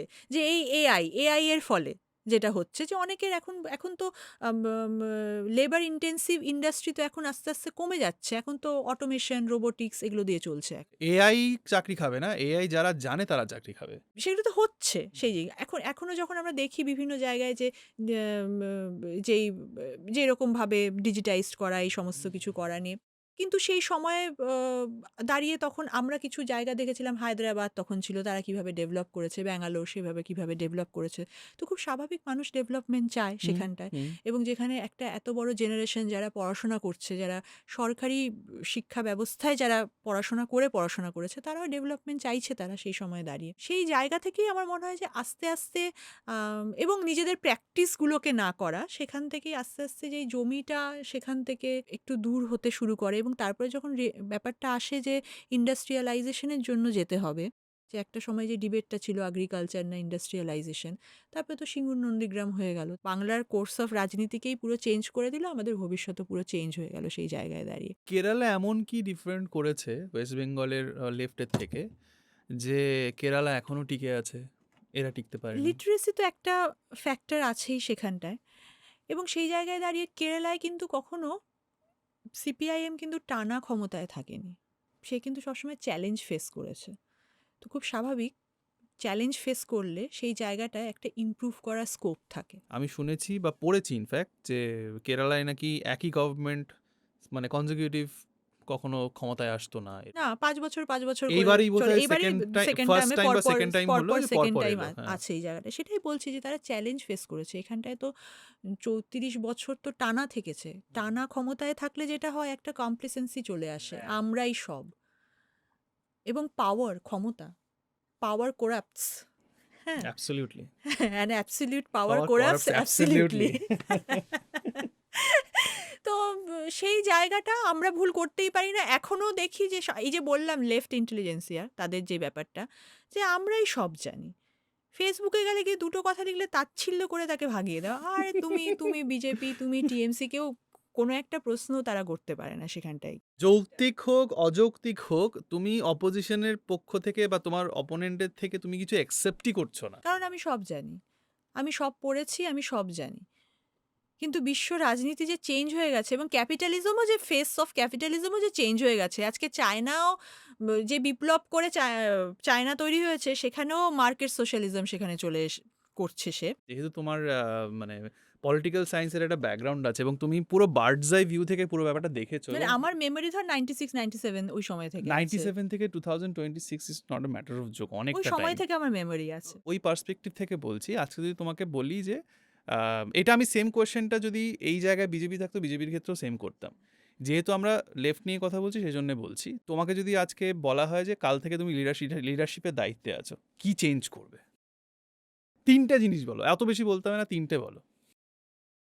অন্য পার্টির ন্যারেটিভে নিজেরা না জড়িয়ে যাওয়া, হ্যাঁ, নিজেদের যেটা বেসিক রাজনীতি,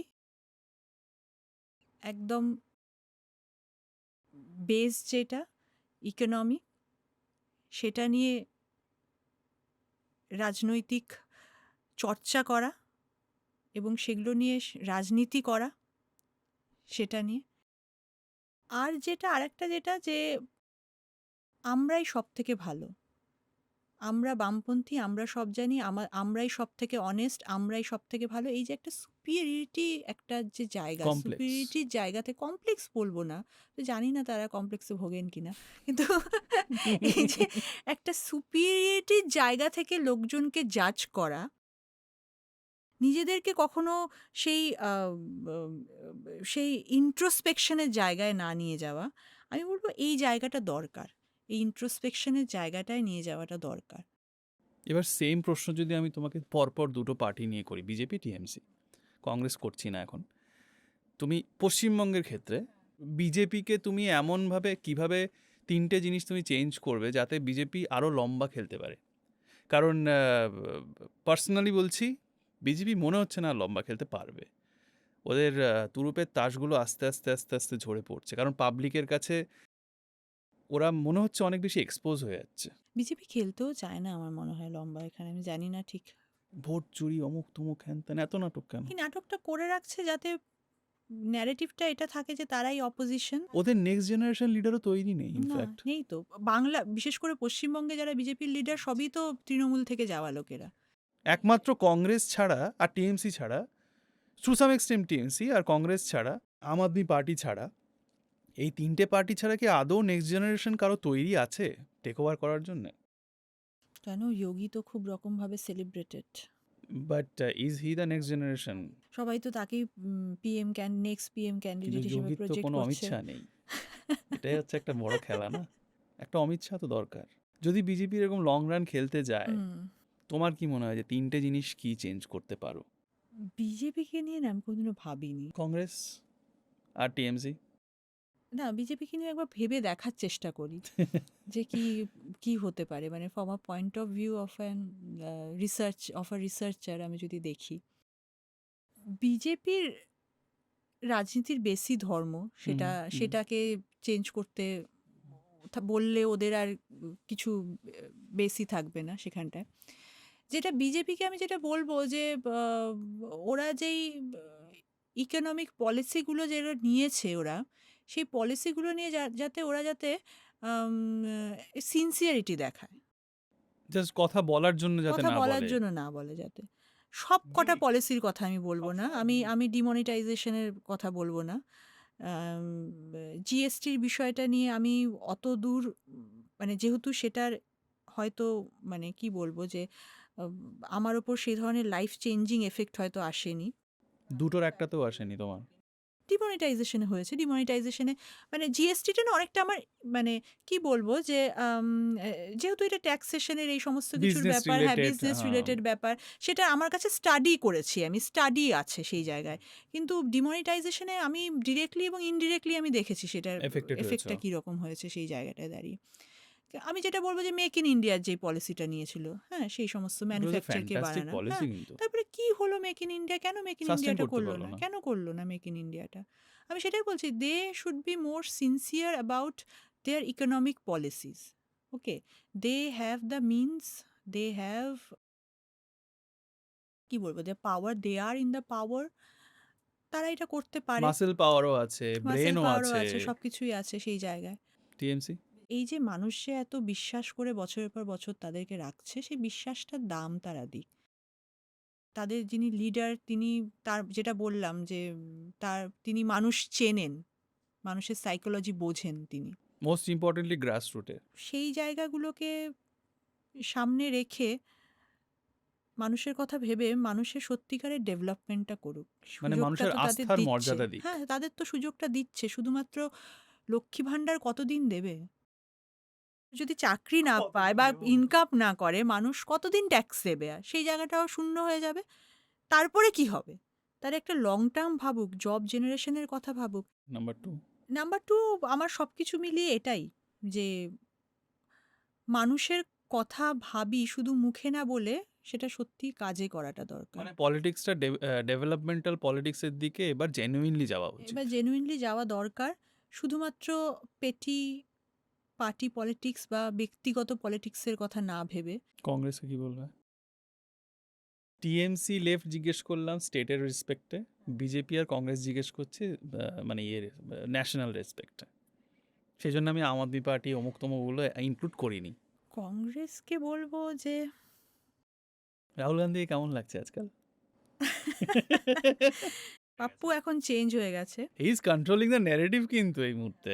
তারা এবার একটু কি বলবো যে খোলস ছেড়ে একটু খোলস বেরিয়েছে। ছেড়ে বেরিয়েছে এবং বেরোক, তারা একটু বেরোক, দেখা যাক। আজকে সকালবেলা রিল দেখছিলাম, বিজেপির একটা সম্মেলনে কুরআন পড়া হচ্ছে, আজান দিচ্ছে এক ভদ্রলোক। আস্তে আস্তে কি চেঞ্জ ওরা নিজেরাও করছে, মানে রিয়েলাইজ করছে যে এবার মনে হচ্ছে চেঞ্জ করতে হবে? হ্যাঁ, ইনক্লুসিভিটি তারা দেখাতে চাইছে সেখানটায় দাঁড়িয়ে, এবং সেটার প্রভাব কিন্তু গভর্নমেন্টের পলিসিতেও পড়েছে, যেটা আমি বললাম যে বিকশিত ভারতেও কিন্তু এই ইনক্লুসিভিটির কথা বলেছে সেখানটায়, এবং সেখানে কিন্তু আগের যেমন পলিসিগুলোয় জিডিপি, ইকোনমিক ডেভেলপমেন্ট, এই সেই এগুলো নিয়েই শুধু কথা হতো। এখন কিন্তু বিকশিত ভারতে কিন্তু মানুষের কথা বলা হচ্ছে, যে হিউম্যান ডেভেলপমেন্ট। কতদূর সেটা ইমপ্লিমেন্ট করা হবে সেটা সময় বলবে। কিন্তু হ্যাঁ, এখানটায় তো অবশ্যই বিরোধী রাজনীতিরও এখানটায় ভূমিকা রয়েছে। এবং আমরা যেটা দেখেছি যে গত কিছু বছরে, যেমন কৃষক আন্দোলন যেটা হলো, সেটা একটা সাংঘাতিক আন্দোলন ভারতবর্ষের বুকে একটা দাঁড়িয়ে, যেইভাবে তারা নিজেদের অধিকার ছিনিয়ে আনলো। তো সেগুলোর ইম্প্যাক্ট তো আছেই, তার মানে মানুষ এখনো আন্দোলন করতে পারে। অল ওভার ওয়ার্ল্ডে ইন্ডিয়াকে সিরিয়াসলি নেওয়া কবে স্টার্ট হবে? যা শুরু হয়েছে আমাদের ফরেন পলিসিতে। মোদি গভর্নমেন্টের আন্ডারে যে ফরেন পলিসিগুলো নিয়েছে সব কিন্তু ভুল নেয়নি। যেমন যেমন যদি আমরা প্রথম থেকে দেখি যে মোদি আসার পরেই যেটা করলো, যে অ্যাক্টিস্ট পলিসি করলো। নতুন কিছু পলিসি ছিল না। অ্যাক্টিস্ট পলিসি বলতে অ্যাক্টিস্ট পলিসি বলতে যেটা হচ্ছে কি, এটা অ্যাকচুয়ালি ছিল 91-এ নরসিংহ রায় গভর্নমেন্টের আন্ডারে, যেটা হয়েছিল লুকিস্ট পলিসি, যে আমরা যেই ইন্ডিয়া এখন আমরা উন্নত দেশ হতে চাইছি, তো আমরা তো ওয়েস্ট মানে ওয়েস্টের দেশের সাথে সম্পর্ক তৈরি করার চেষ্টা করে গেলাম। হুম, হুম, হুম। এবার আমরা ইস্টের দেশগুলোর সাথে সম্পর্ক তৈরি করি। আমরা যদি ম্যাপটা ভাবি, আচ্ছা, গ্লোবাল এটা ম্যাপটা, অ্যাক্ট ইস্ট। Act east. তো লুকিস্ট পলিসি ছিল যে, কারণ তখন আমাদের যে ইস্টার্ন দেশগুলো ছিল, সাউথ ইস্ট এশিয়া, সেই হুম। দেশে হিউজ তখন গ্রোথ হচ্ছে। যেমন আসিয়ান কান্ট্রিগুলোর কথা বলছি, association of South East Asian নেশনসে, যেমন Malaysia, Singapore, Thailand, hmm. Huge growth হচ্ছে তাদের। তখন তখন ভাবলো যে তারা, আমরা এই দেশগুলোর সাথে সম্পর্ক তৈরি করি সেখানটা, কারণ এই দেশগুলোর সাথে অলরেডি ইন্ডিয়ার কিছু কিছু দেশের সাথে সম্পর্ক রয়েছে। ভিয়েতনামের সাথে হিস্টোরিক্যাল সম্পর্ক আছে, সিঙ্গাপুরের সাথে ইন্ডিয়ার ভালো সম্পর্ক, মালয়েশিয়াতে প্রচুর ইন্ডিয়ান থাকে। এরপরে যেটা মোদি আসার পর যেটা হলো 2014-এ, যেটা হলো অ্যাক্ট ইস্ট। মানে এই লুকিস্ট পলিসি তো এরা থাকছেই, তার সাথে সাথেও আমি যদি আরও ইস্টে যাই, মানে ফার ইস্ট, কোরিয়া, জাপান, এবং যে এশিয়া প্যাসিফিক জায়গাগুলো যেগুলো রয়েছে, অস্ট্রেলিয়া, নিউজিল্যান্ড, যেগুলো প্যাসিফিক নেশনস, হুম। যেগুলো সেখানেও, মানে through the south East Asian Nations আমি আস্তে আস্তে এশিয়া প্যাসিফিকের দিকে এগোচ্ছি। এই অ্যাক্ট ইস্ট পলিসিতে হয় কি? এই অ্যাক্টিভ পলিসিতে এই দেশগুলোর সাথে সম্পর্ককে ডেভেলপ করা, ওকে। কারণ এটা একটা জিও পলিটিক্যাল ব্যাপার রয়েছে, স্ট্র্যাটেজিক ব্যাপার রয়েছে, কারণ ওই জায়গাটায় চায়না অলরেডি ওখানটায় একটা এস্টাবলিশড পাওয়ার, ফার ইস্টেরও এস্টাবলিশড পাওয়ার, এবং ওখানেও তার একটা জায়গা রয়েছে, এবং সেই কারণে ইন্ডিয়া তখন সেখানে যাওয়ার চেষ্টা করলো সেই জায়গাটায়। তারপরে যেটা হলো, যেটা আমি বললাম, যে সব কিছুই তৈরি হয় এবং তারপরে আস্তে আস্তেই সব অন্য পথে চলে যায়। তারপরে যেটা শুরু করেছিলেন, বিভিন্ন দেশের সাথে গিয়ে যোগাযোগ করা, তাদের সাথে ফরেন পলিসি ভিজিট করা, কিছু কিছু দেশ যেমন ফিজি, এই সমস্ত দেশে আগে যাওয়া হয়নি, সেই হুম। সমস্ত দেশে গিয়ে করা। কারণ চায়না তো একটা জিনিস যেটা করছে, যে ইন্ডিয়ান ওশেন যেটাকে, চায়না সেটাকে আস্তে আস্তে দখল করে নিচ্ছে, এবং ইন্ডিয়া, ভারতবর্ষের চারদিক দিয়ে যে সমস্ত রিম স্টেট, ইন্ডিয়ান ওশেন রিম স্টেটগুলো যেগুলো রয়েছে, শ্রীলঙ্কা বা এদিকে যে জৌবতী, হেনাতানা, এই সমস্ত, সেখানটায় গিয়ে চায়না নিজের পোর্ট, তাদের সাথে পোর্ট তৈরি করছে, মানে স্ট্র্যাটেজিক্যালি জায়গাটাকে দখল করে নিচ্ছি। স্ট্র্যাটেজিক এবং ইকোনমিক ব্যাপারও রয়েছে, কারণ এদিক দিয়ে প্রচুর এই সি লাইনগুলোকে ইউজ করে প্রচুর ব্যবসা বাণিজ্য হয় এখানটায়। হুম। রাশিয়া ইউক্রেন ওয়ারের সময় ইন্ডিয়া কিন্তু কোনো অ্যাক্টিভ কোনো স্টেটমেন্ট দেয়নি বা করেনি, কারণ দেবে না, কারণ রাশিয়া রাশিয়া ইন্ডিয়ার, এলায়। হ্যাঁ, হিস্টোরিক্যাল তার একটা রিলেশন রয়েছে রাশিয়ার সাথে সেখানটায়। আর তারপরে যেটা এই বর্তমানে যেটা চলছে আমেরিকার সাথে, সেখানে সবাই বলছে ঠিকই যে কেন বলছে না, কেন ক্রিটিসাইজ করছে না ইন্ডিয়া আমেরিকাকে, কেন করতে যাবে? কেন করবে না? এপস্টাইন ফাইলে নাম চলে এসেছে, ও যা তারপর থেকে যা পারছে তাই করছে। এখন গ্রিনল্যান্ডকেও বলছে সে করবে, তার ন্যাটো অ্যালি যে ডেনমার্ক, তাকেও সে খেপিয়ে 15 দিয়েছে। তারিখের খবর, কানাডার প্রাইম মিনিস্টার প্রেস কনফারেন্স করে চায়নাতে গিয়ে বলেছেন যে আমরা আর আমেরিকার সাথে নেই, আমরা এখন চায়নার সাথে পার্টনারশিপ করছি। এই এই যে এই জিনিসগুলো করছে ট্রাম্প, এর আগের টার্মে, লাস্ট টার্মে এসে ট্রাম্প কিন্তু যুদ্ধ করেনি। তখন না। লোকে ভেবেছিল যে না ভাই, যতই ট্রাম্পকে বাজে কথা বলে, ট্রাম্প তো যুদ্ধ করেনি। এটা কি এপস্টিন ফাইলই একমাত্র কারণ? শুধুমাত্র ওটাই কারণ নয়, দেশের ভেতরেও যেই এখন সব পুরো পৃথিবী জুড়েই একটা রাইট উইঙ্গারদের একটা উত্থান চলছে। হ্যাঁ, এটার কারণ আছে, এই গ্লোবালাইজেশনেরও এটা সাইড, এটা একটা এফেক্ট। যে আমি বললাম না কিছুক্ষণ আগে, যে ইউরোপিয়ান নেশনগুলো তো প্লুরালিস্ট তারা নয়, কিন্তু তারপরে যেটা হয়েছে, যে বিভিন্ন রকমের এই যে বিভিন্ন দেশ থেকে যারা কাজ করতে গেছে, হ্যাঁ, মাইগ্রেন্ট ওয়ার্কার্স হিসাবে যারা গেছে, বাইরে থেকে গিয়ে কাজ করে, বা রেফিউজি, যেমন জার্মানিতে প্রচুর রেফিউজি তারা ইনটেক করেছে, যার ফলে যে সোশ্যাল মিলিউ যেটা, সেটাকে তো অল্টার হয়ে যাচ্ছে, সেখানকার লোকজনরা তার জন্য গভর্নমেন্টকে ক্রিটিসাইজ করছে, তারা অ্যাজিটেশন করছে সেখানটায় দাঁড়িয়ে। তো সেই জায়গাগুলোয় দাঁড়িয়ে একটা আউটসাইডারদের প্রতি একটা একটা একটা বিদ্বেষ হচ্ছে। একটা তৈরি হচ্ছে, এবং তারপরে সেই গভর্নমেন্টও সেভাবে দেখাচ্ছে যে আউটসাইডার তোমার চাকরি নিয়ে নিচ্ছে। ওদের ইন্টারন্যাশনালি হচ্ছে, আমাদের ইন্টার স্টেট হচ্ছে।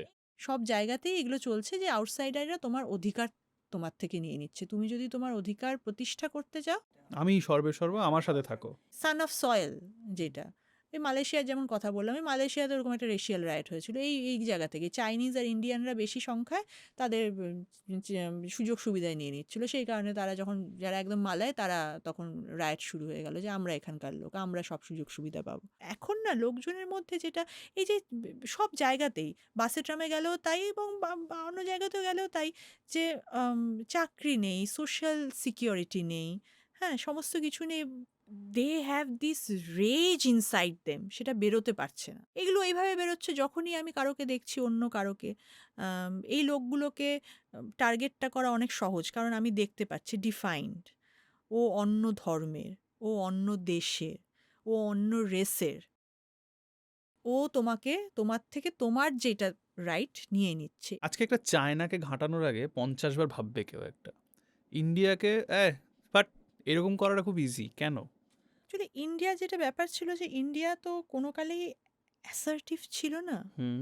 নেহরুভিয়ান ফরেন পলিসি যেটা ছিল, যে ইন্ডিয়া সবসময় তাকে দেখিয়েছে যে সে যারা এই নিউলি ইন্ডিপেন্ডেন্ট নেশনস, ইন্ডিয়া তাদের জন্য লড়াই করবে, যে কারণে তখন নন অ্যালাইনমেন্ট মুভমেন্টের India one of the leaders ছিল সেই সময়। সেই সময় অ্যান্টি মানে কলোনিয়ালিজম পলিসি যেটা, অ্যান্টি ইম্পেরিয়ালিস্ট পলিসি একটা, it always stood for peace, tranquillity, okay, cooperation among the nations, neighbourhood policy. Nehru যেমন ভাবতেন যে তিনি চায়নার সাথে ইন্ডিয়া, এবং কারণ India was the first country outside the communist bloc. China যখন তৈরি হলো, চায়না যখন বিপ্লবের পরে যখন পিপলস রিপাবলিক অফ চায়না তৈরি হলো, India was the first country outside the communist bloc to recognise the Chinese government, the communist government in China.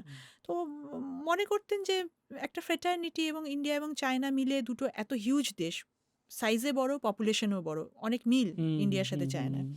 তো সেই কারণে একটা এশিয়ান ফেডারেশন তৈরি হবে তাদের মধ্যে একটা, এবং যেই কারণে যখন চায়না যখন ইন্ডিয়াকে আক্রমণ করলো 62-তে, নেহরু কিন্তু তার পরের বছরই মারা গেলেন। মানে it was such a heart breaking incident for him, যে হ্যাঁ হিন্দি চিনি ভাই ভাই সেই সময়। চায়নার যে P5 মেম্বারশিপ, পার্মানেন্ট 5 মেম্বারশিপ যেটা সিকিউরিটি কাউন্সিলে ইন্ডিয়াকে অফার করা হয়, ইন্ডিয়া সেটা চায়নাকে অফার করে দেখানোর জন্য যে ও নতুন দেশ, ও আমি তো আছি। মানে নেহরু ওয়াজ আইডিয়ালিস্ট, কিছুক্ষণ আগে যেটা বললাম না, হ্যাঁ কিছুক্ষণ আগে যেটা বললাম না, আইডিয়ালিস্ট অ্যান্ড রিয়ালিস্ট ডিবেট, যেটা he was not a realist, he was an idealist, যে মানুষ ভালো, মানুষ সবার ভালো চায়, আমি যদি ভালো করি ইন রিটার্ন আমার ভালোই হবে, আমি সবার মধ্যে ভালোটাই দেখবো ভাই।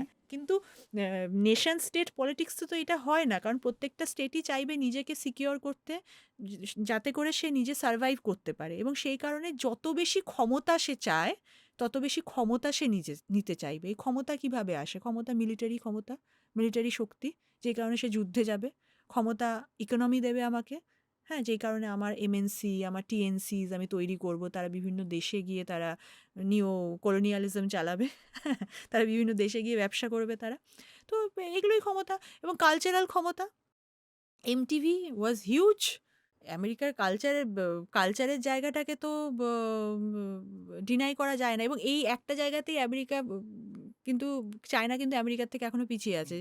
চায়নার যে কালচারাল সফট পাওয়ারটা চায়না সেইভাবে নেই, ওই চাইনিজ ডিশ ছাড়া সেইভাবে কালচারাল সফট পাওয়ারটাকে ওরা চাইছে, তো এখনও সেই জায়গাটায় যেতে যেটা কিন্তু আবার পারছে না। কোরিয়ার সাংঘাতিক আছে, কোরিয়ার ইন রিসেন্ট টাইমে হয়েছে, কিন্তু সেটাও কতদিন থাকবে? তোমার মনে হয় না it's all made up, fake মনে হয় না?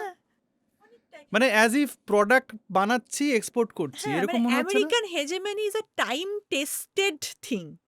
আমি জানি না সোশ্যাল মিডিয়া না থাকলে বিটিএস কজনা শুনতো। ফরেন পলিসির দিক দিয়ে চায়না এমন কি ভালো খারাপ করলো যে চায়না ফাট করে উঠে গেল আর ইন্ডিয়া মানে ধরতে পারলো না? চায়না নিজের ইকোনমিক রিফর্ম তো আগে শুরু করেছে, 78-এ শুরু করেছে, সেখানে ইন্ডিয়া 91-এ করেছে। চায়নার যেটা সুবিধে হয়েছে, চায়নাতে তো ওয়ান পার্টি রুল না, ডিসিশন নেওয়া এবং ডিসিশন ইমপ্লিমেন্ট করা চায়নার পক্ষে অনেক সহজ, যেটা ইন্ডিয়ার পক্ষে কিন্তু সেটা সহজ নয়, বিকজ ডেমোক্রেটিক প্রসেস, লেজিসলেচারে যাচ্ছে, লেন্দি প্রসেস। হ্যাঁ, সেটা একটা ব্যাপার রয়েছে। আবার এটা ইন্ডিয়ার একটা ভালো দিকও, যে এখানে ডেমোক্রেসি রয়েছে, সব কিছুই ডিবেট ডিসকাশনের মাধ্যমে গৃহীত হচ্ছে। কিন্তু সেটা তো উন্নয়নকে স্লো করে দিচ্ছে, তখন কি হবে? উন্নয়নকে স্লো করছে না, সে তো তাহলে সব আমেরিকাতেও তো উন্নয়ন স্লো থাকতো একটা সময়। যদি উন্নয়ন স্লো না হয় তাহলে আমরা এখনো এখানে পড়ে আছি কেন? পলিসি নেওয়া এবং পলিসি ইমপ্লিমেন্ট করা, তার মধ্যে সেই ইন্টেনশনটা সেই জায়গায়, এবং সেখানেও আবার করাপশনের প্রশ্ন আসছে, সেখানে আরো অনেক রকমের ব্যাপার চায়নায় চলে করাপশন আসে। নেই? অবশ্যই আছে সেখানটায়। চায়নাতে সমস্ত, মানে দ্য কমিউনিস্ট পার্টি ইট কলস দ্য শট এভরিওয়্যার, এবং সেখানকার যারা ইন্ডাস্ট্রিয়ালাইজড কর্পোরেট যারা, তারাও সেই পার্টিরই মেম্বার হয় সেখানটায়। তো সেটা একটা যেমন একটা সুবিধের জায়গা সেখানটায়। এবং চায়নার যে ডেভেলপমেন্টাল প্রসেসটা অনেক সিজলেস হয়েছে, অনেক অনেক গভর্নমেন্ট পলিসি তৈরি করা, ইমপ্লিমেন্ট করা, সেই প্রসেসটা অনেক বেশি স্ট্রাকচার্ড এবং সিস্টেমেটিক ওয়েতে হয়েছে সেখানটায়। ইন্ডিয়াতে সেই জিনিসটা হয়নি। যেই ডিসিশনটা নিতে সাপোজ ওদের 10 মিনিট লাগে, আমাদের সেই ডিসিশনটা নিতে সাপোজ 3 দিন লাগে। তো সেই অর্থে দেখতে গেলে আমাদের অ্যাটলিস্ট চায়নার থেকে 10-15 বছর পিছিয়ে থাকলেও ঠিকঠাক একটা জায়গায় থাকতাম আমরা। সেখানে এখন যা দেখতে পাচ্ছি সেটাতে আমরা 100 বছর পিছিয়ে আছে, কাইন্ড অফ প্রায়। তো এইটা কেন হলো? চায়নাতে আমি যেটা বললাম, যে চায়নাতে না ওরা অনেক বেশি সিস্টেমেটাইজড ওয়েতে করেছে, অ্যাজ ইফ যে তাদের যেই মানে প্রসেসটা যেটা ছিল, যে আমরা কোথা থেকে, আমরা কোন জায়গা থেকে ডেভেলপমেন্টটা শুরু করব। হ্যাঁ, তারা আগে তারা যেই কোস্টাল এরিয়াগুলো দিয়ে শুরু করে আস্তে আস্তে তারা নেশনের ডিপে গেছে, সেখানটায় ডেভেলপমেন্টের বিভিন্ন মানে ইন্ডাস্ট্রিয়ালাইজেশন করতে করতে তারা এইভাবে গেছে। সেখানে তাদের যেটা পলিসি, যেটা চায়নায়, যেটা যে স্কিল লেবার তৈরি করা, আমাদের ইন্ডিয়াতে কিন্তু এই জায়গাটা ল্যাক করে। এখানে কিন্তু আমাদের এখানে স্কিল লেবার নেই। চায়নাতে লোকে বাড়িতে বসেও ওখানে ছোট ছোট এই নোটবুকগুলো বানায় তারা, বাড়িতে বসেও বানায় তারা। এই যে ঝটপট যখন বিজনেস তৈরি হয়ে যাচ্ছে, এবং চায়নায় যেটা ক্রিটিসাইজ করা হয় যে চিপ লেবার চায়নাতে থাকে, তো যার ফলে এইটার সুবিধে নিয়ে যেটা হয়েছে, যে ওয়েস্টার্ন দেশগুলো, যে কান্ট্রিগুলো, ইকোনমিক্সগুলো, তারা চায়নাতে বিভিন্ন তাদের ম্যানুফ্যাকচারিং ইউনিটটাই তো পুরো চায়নাতে শিফট করে গেছিল। সেই জায়গাটা ইন্ডিয়া ধরতে পারেনি। যেটা ইন্ডিয়াতে অ্যাসেম্বলিং ইউনিট বা এস্টাবলিশ করছে, ওটা ওরা ম্যানুফ্যাকচারিং ইউনিট এস্টাবলিশ ম্যানুফ্যাকচারিং এবং করছে। অ্যাসেম্বল লাইনও চায়নাতে আছে সেখানটায়। হ্যাঁ, তো সেই জায়গা থেকে ইন্ডিয়া সেই জায়গাটাতেই ধরতে পারেনি, কারণ ইন্ডিয়ার তখন স্কিল লেবার ল্যাক করছে। এবং এই যে ইজ অফ ডুইং বিজনেস যেটাকে বলা হয়, হ্যাঁ, ইন্ডিয়ার লেবার ল, চায়নার লেবার ল অনেক বেশি ইজি, অনেক বেশি ফ্লেক্সিবল রাদার দ্যান ইন্ডিয়ার লেবার ল। এখন যেটা করছে, যে ছোট ছোট কোম্পানি এখন তৈরি করে দিচ্ছে। এখন ইন্ডাস্ট্রিয়ালাইজেশন একটা দেশের যখন হচ্ছে, সেই দেশেকে কিন্তু সায়েন্টিফিক রিসার্চটাকে তাকে ভীষণ প্রাধান্য দিতে হয়। হ্যাঁ, যেখানে চায়নাতে, যেখানে গভর্নমেন্ট বাজেটের নিয়ারলি 2% ওপরে রিসার্চ অ্যান্ড ডেভেলপমেন্টে ইনভেস্ট করা হয়, তার যে লিটারেসি রেট বেশি, মর্টালিটি রেট ইন্ডিয়ার থেকে কম সেখানটায়, মানে তাদের গভর্নমেন্টের কিন্তু হিউম্যান ডেভেলপমেন্টের মধ্যে তাদের একটা ইনভেস্টমেন্ট আছে। ইনফ্যাক্ট কোভিডের সময় আমরা যেভাবে দেখলাম, যেভাবে রাতারাতি হসপিটাল তৈরি করে তারা হিউম্যান রিসোর্সটাকে ওরা একদম ফুলেস্ট করেছে, ইউটিলাইজ করেছে। ইন্ডাস্ট্রির নেচার তো চেঞ্জ হয়ে গেছে এখন। ইন্ডাস্ট্রি 4.0, 5.0, এই অটোমেশন, এআই এখানটায় চলে এসে, চায়না কিন্তু সেখানেও হিউজলি অটোমেটেড ইন্ডাস্ট্রিতে চলে যাচ্ছে ওরা এখন। পায়োনিয়ার কিন্তু। এবং এখন তো হেভি ইন্ডাস্ট্রিজ নেই, লেবার ইন্ডাস্ট্রি নেই। চায়না যেমন, এটা একটা পপুলাস কান্ট্রি হিসাবে এটা একটা সমস্যা যেটা ফেস করবে, তাহলে এত লেবার ফোর্স কোথায় যাবে। কিন্তু চায়নার আবার একটা ব্যাপার আছে, labour force, ageing labour force, যে কারণে ওরা আবার ওয়ান চাইল্ড পলিসিও তুলে দিয়েছে। কিন্তু আমাদের ইন্ডিয়াতে কিন্তু লেবার ফোর্সে কিন্তু ইউথের সংখ্যা বেশি। তাহলে এই যে এত হিউজ লেবার এই যে ফোর্স, ডেমোগ্রাফিক ডিভিডেন্ডটা, এটা হ্যাঁ, আমরা ইউজ করছি না, না। এটাকে কেন ইউজ করছে না? মেক ইন ইন্ডিয়াকে যদি সত্যি তখন যদি হতো, ফরেন ইনভেস্টমেন্ট যদি আসতো, বা সেরকমভাবে যদি ম্যানুফ্যাকচারিং ইউনিটগুলো যদি তৈরি করা যেত, তাহলে হয়তো সত্যি কি ছিল, যে 17% থেকে 2022-তে 14-এ সেটা 17% ছিল ম্যানুফ্যাকচারিং টোটাল জিডিপি, সেটাকে 22-তে 25%-এ নিয়ে যাওয়া, এখনও যায়নি। ওয়ার্ল্ড ব্যাংকের অনুযায়ী সেটা 16% এখন, ইন্ডিয়ার গভর্নমেন্ট অনুযায়ী 17%, ওয়ার্ল্ড ব্যাংক অনুযায়ী 16% সেটা, যার জন্য এখন বিকশিত ভারত করা হলো যে আবার করা হোক ম্যানুফ্যাকচারিং ইউনিটকে এখন করা, কিন্তু the entire situation has changed. এবং শুধু তাই নয়, ভিয়েতনাম বাংলাদেশও যেই টেক্সটাইল ইন্ডাস্ট্রি সেখানটায় তৈরি হয়ে গেছে, ভিয়েতনামেও অ্যাপেল তৈরি হয়, বাংলাদেশে হিউজ টেক্সটাইল ইন্ডাস্ট্রি তৈরি হয়ে গেছে। তার মানে ইন্ডিয়া তো এই দুটো জায়গাও লস করলো। ভিয়েতনামে যুদ্ধের সময় ভারতবর্ষ থেকে চাল পাঠিয়েছে ভারতবর্ষ ভিয়েতনামকে, তারাও এখন এই জায়গাগুলো ধরে নিয়েছে। তাহলে আমাদের সাথে এই জিনিসটা কেন হলো? এটা গভর্নমেন্টের সদিচ্ছার অভাব, এবং তারপরে গভর্নমেন্টের এই যে ইকোনমিক পলিসি, সেখান থেকে চলে গেল হিন্দুত্ব পলিসি। এই গত 1-2 বছরের মধ্যেই পরপর দুবার রীতিমতো ঝামেলা হলো পড়শি দেশের সাথে। সেখানে দাঁড়িয়ে কেউ আমাদের সাপোর্টে এলো না, কেউ বললো না যে এটা কিন্তু ইন্ডিয়ার সাথে যেটা হয়েছে ভালো হয়নি। সবাই বলছে we condemn this, but we মানে মানে আমরা ইন্ডিয়াকে সাপোর্ট করছি এই বিষয়ে, এটাকেও বললো না। তো এটাও কি ফরেন পলিসির ফেলিয়ার নয়? মাননীয় প্রধানমন্ত্রী এত ফরেন ট্রিপ করছেন, কি করছেন ওখানে গিয়ে? সেখানে বুঝতে হবে যে যেই দেশগুলোর থেকে আমরা এক্সপেক্ট করছিলাম এই ধরনের রেসপন্স, তারা আমাদের পড়শি দেশের সাথে তাদের ইকুয়েশনটা কি। পাকিস্তান কিন্তু আমেরিকার সম্পর্ক ভালো। কোল্ড ওয়ারের সময় পাকিস্তান সেন্ট্রাল মেম্বার ছিল।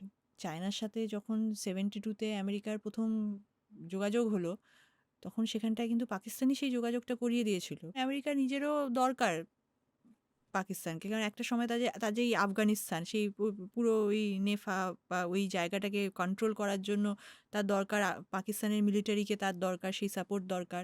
এবং চায়নার ক্ষেত্রেও সেটা, যে চায়নার যে এই যে লাইনগুলো যে যাচ্ছে, তার যে বেল্ট অ্যান্ড রোড ইনিশিয়েটিভে যে লাইনগুলো যাচ্ছে, সেই যখন তার তো এই তিবেত, পাকিস্তান, এই সেন্ট্রাল এশিয়া, সেই রাস্তাগুলোই তারা ইউজ করে যাচ্ছে সেখানটায় গিয়ে। ইন্ডিয়া তো একটা এশিয়ান পাওয়ার, একটা কিছুক্ষণ আগে বললাম যে ইন্ডিয়ান ওশেন চায়না পেতে চাইছে ইন্ডিয়ান, কারণ ইন্ডিয়ান ওশেনে ইন্ডিয়ার তো একটা হিউজ একটা জিওগ্রাফিক্যাল, তার পজিশনিংয়ের জন্য এটা একটা হিউজ স্ট্র্যাটেজিক লেভারেজ।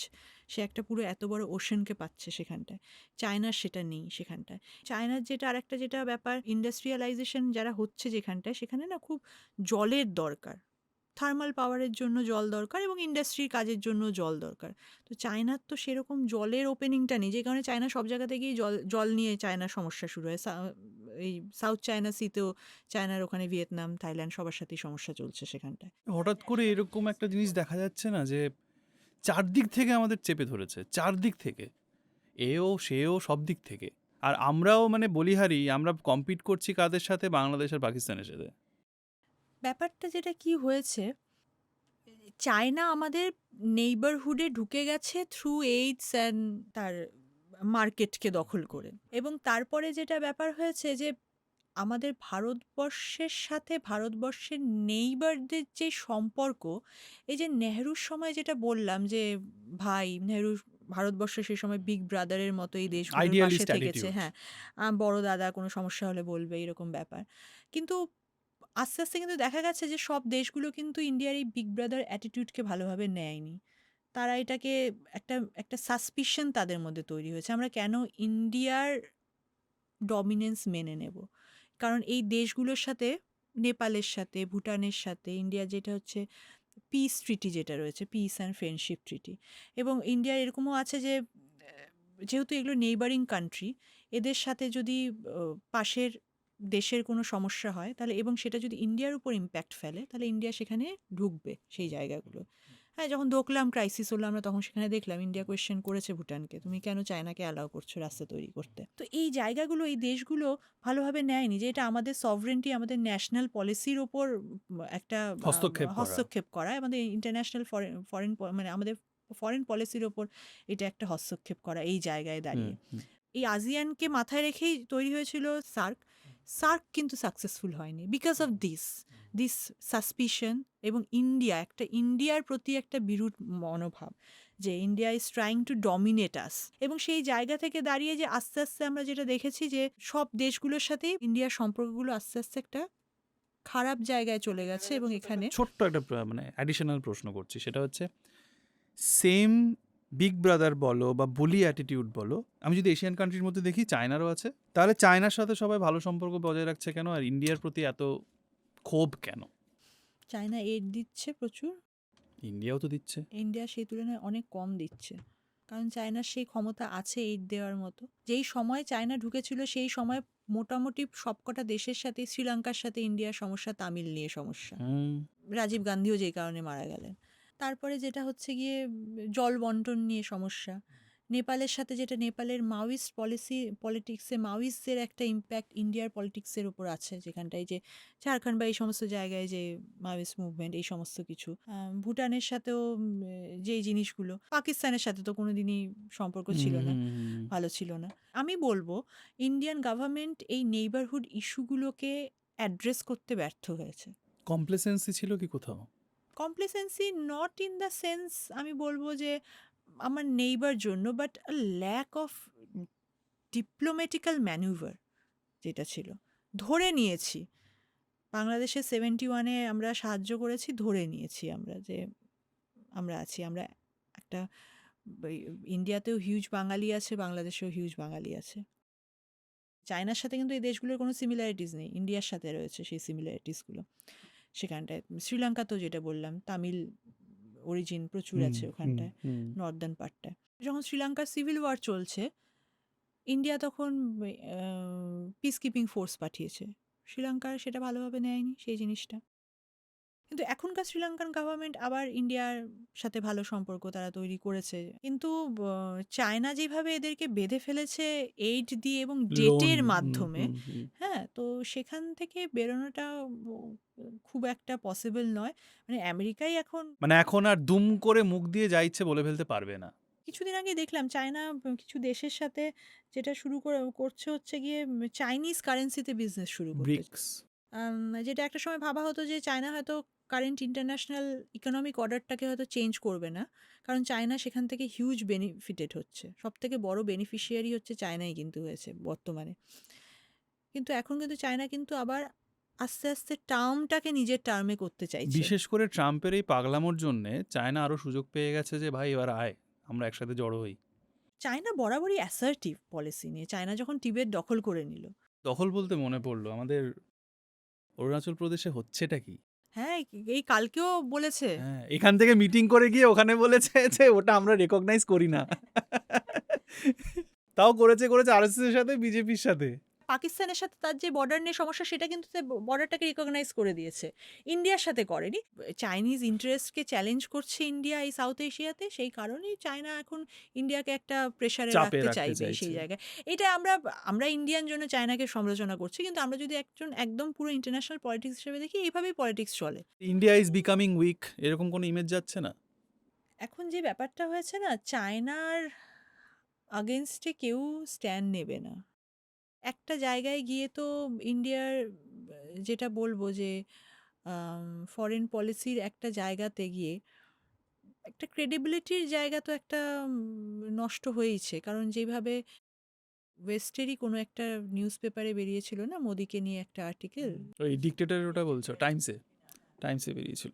ইন্টারনাল যেই পলিটিক্সটা চলছে সেই পলিটিক্সটাকে তো বাইরের দেশগুলো তো সেইভাবে তো ভালোভাবে দেখছে না। নিজের পায়ে নিজে কুড়ুল মারছি না ভেতরের ঝামেলাগুলো করে?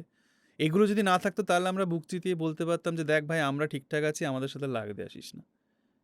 আমরা নিজেদের মধ্যে ইউনিটি হারাচ্ছি না এই সে বোকামোগুলো তো করে? বটেই, মানে একটা চায়না আজকে এই জায়গায় পৌঁছেছে কেন, because of or economic development দিয়ে। আমরাও যদি সেই জায়গাটায় ফোকাস করতো ইন্ডিয়া, তাহলে ইন্ডিয়াকেও আজকে সবাই সিরিয়াসলি নিত। প্রমিসটা তো সেটাই ছিল। হ্যাঁ, একটা ইন্টারন্যাশনাল পলিটিক্সে ইম্প্যাক্টটা কিভাবে ফেলবো, ইম্প্যাক্টটা এইভাবেই ফেলবো।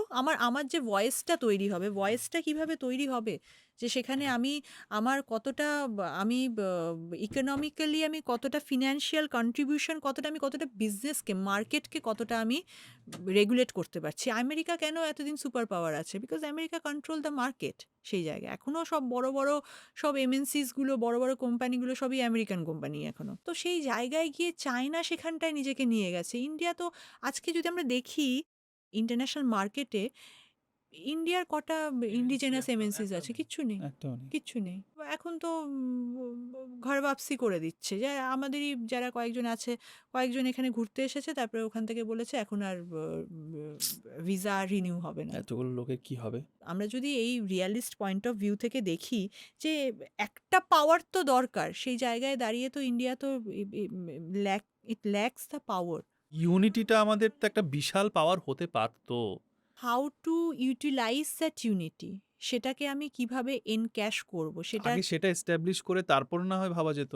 সেটাকে এস্টাবলিশ করতে গেলে, হ্যাঁ, তাহলে আমাকে ডেভেলপমেন্টের কথা ভাবতে হবে। সেই ওই ঘুরে পুরো ফিরে ঘুরে কোর ফিরে সার্কেল। জায়গাটাই ডেভেলপমেন্টে আসে। কি হয়, ডেভেলপমেন্টের প্রাইমারি জায়গা কি? আমরা যদি গভর্নমেন্টের এই দুটো জায়গায় দেখি, এডুকেশন অ্যান্ড হেলথ, এই দুটো জায়গাতেই তো আমরা পিছিয়ে আছি। গভর্নমেন্ট কোন জায়গায় নিজের রেসপন্সিবিলিটিটা নিতে পারে। কোভিডের সময় কিন্তু আমরা দেখেছিলাম পাবলিক হেলথ সেক্টরটাই কিন্তু সার্ভিস প্রোভাইড করেছিল, প্রাইভেট সেক্টর কিন্তু ওরা করেনি। মাল কামিয়েছে। তার মানে this is the responsibility of the government, যে তার সিটিজেনদের, তার development and also to look after their interest. সেই কারণেই তো তোমাকে আমি ভোট দিয়ে পাঠিয়েছি সেই জায়গায়। একটা জিনিস বুঝতে হবে, আজকে ওয়েস্টার্ন ডেমোক্রেসিতে যেভাবে রাষ্ট্র আছে, আমাদের ভারতবর্ষে তো সেইভাবে রাষ্ট্রকে নিয়ে আমরা ভাবতে পারি না, কারণ ওয়েস্টার্ন ডেমোক্রেসিতে নেশন স্টেট থেকে স্টেট তৈরি হয়ে গেছে, তাদের একটা আইডেন্টিটি তৈরি হয়ে গেছে, ইন্ডাস্ট্রিয়ালাইজড হয়ে গেছে, তাদের একটা সরকারের বিভিন্ন একটা ডেভেলপমেন্টের জায়গায় তারা পৌঁছে গেছে। কিন্তু আমাদের ভারতবর্ষে তো এখনও সেই ওয়াননেসটাই আসেনি।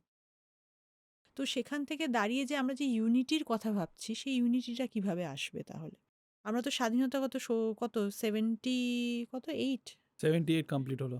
78-এ এসেও আমাদের তখনও যা প্রবলেম ছিল, এখনও সেই প্রবলেম। এখনও অন্ন, বস্ত্র, বাসস্থান, শিক্ষা। সবচেয়ে বড় কালপ্রিট পাবলিক নয় কি?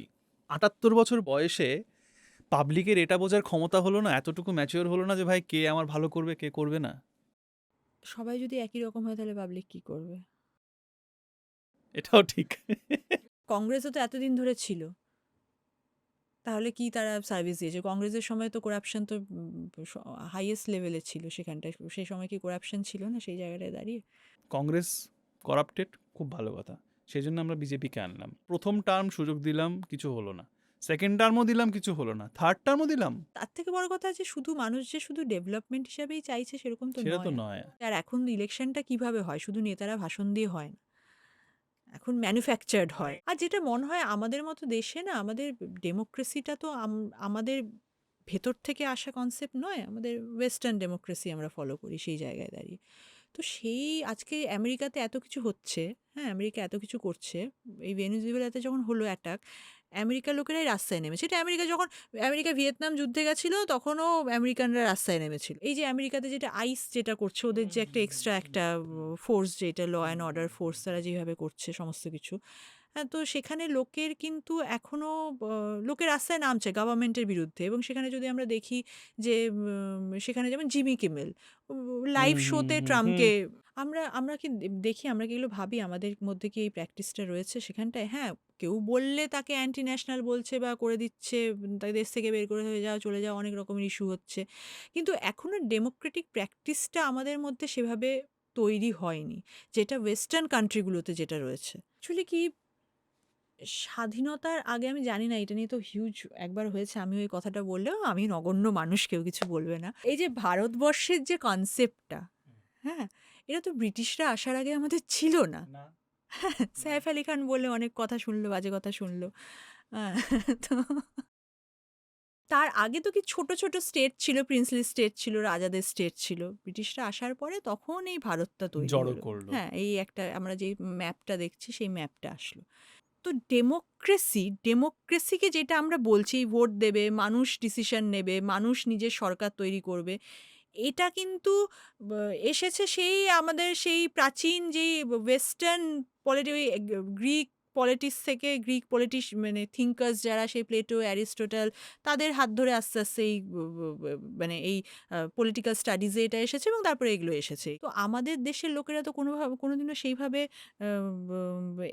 এই কালচারটায় অভ্যস্ত নয় মানে এখানটায়। টেকনিক্যালি আমাদের দেশের লোকেরা তো 200 বছর ধরে গোলামি করে হ্যাঁ, এসছে। গোলামি করেছে এবং তার আগেও রাজা ছিল, হ্যাঁ, সেখানটায়, সেই জায়গায়। এবং আমাদের যেটা ট্র্যাডিশন যে ফ্যামিলি ডিসিশন নিচ্ছে, এই জায়গায় যখন আমরা বলি যে আমাদের ইন্ডিয়া একটা প্লুরালিস্ট সোসাইটি ঠিকই, হ্যাঁ, কিন্তু সেইভাবে Democratic practice through Democratic institution সেইভাবে তৈরি হয়নি। এই যে ফান্ডামেন্টাল রাইটস, আজও লোকে জানে না ফান্ডামেন্টাল রাইটস কি।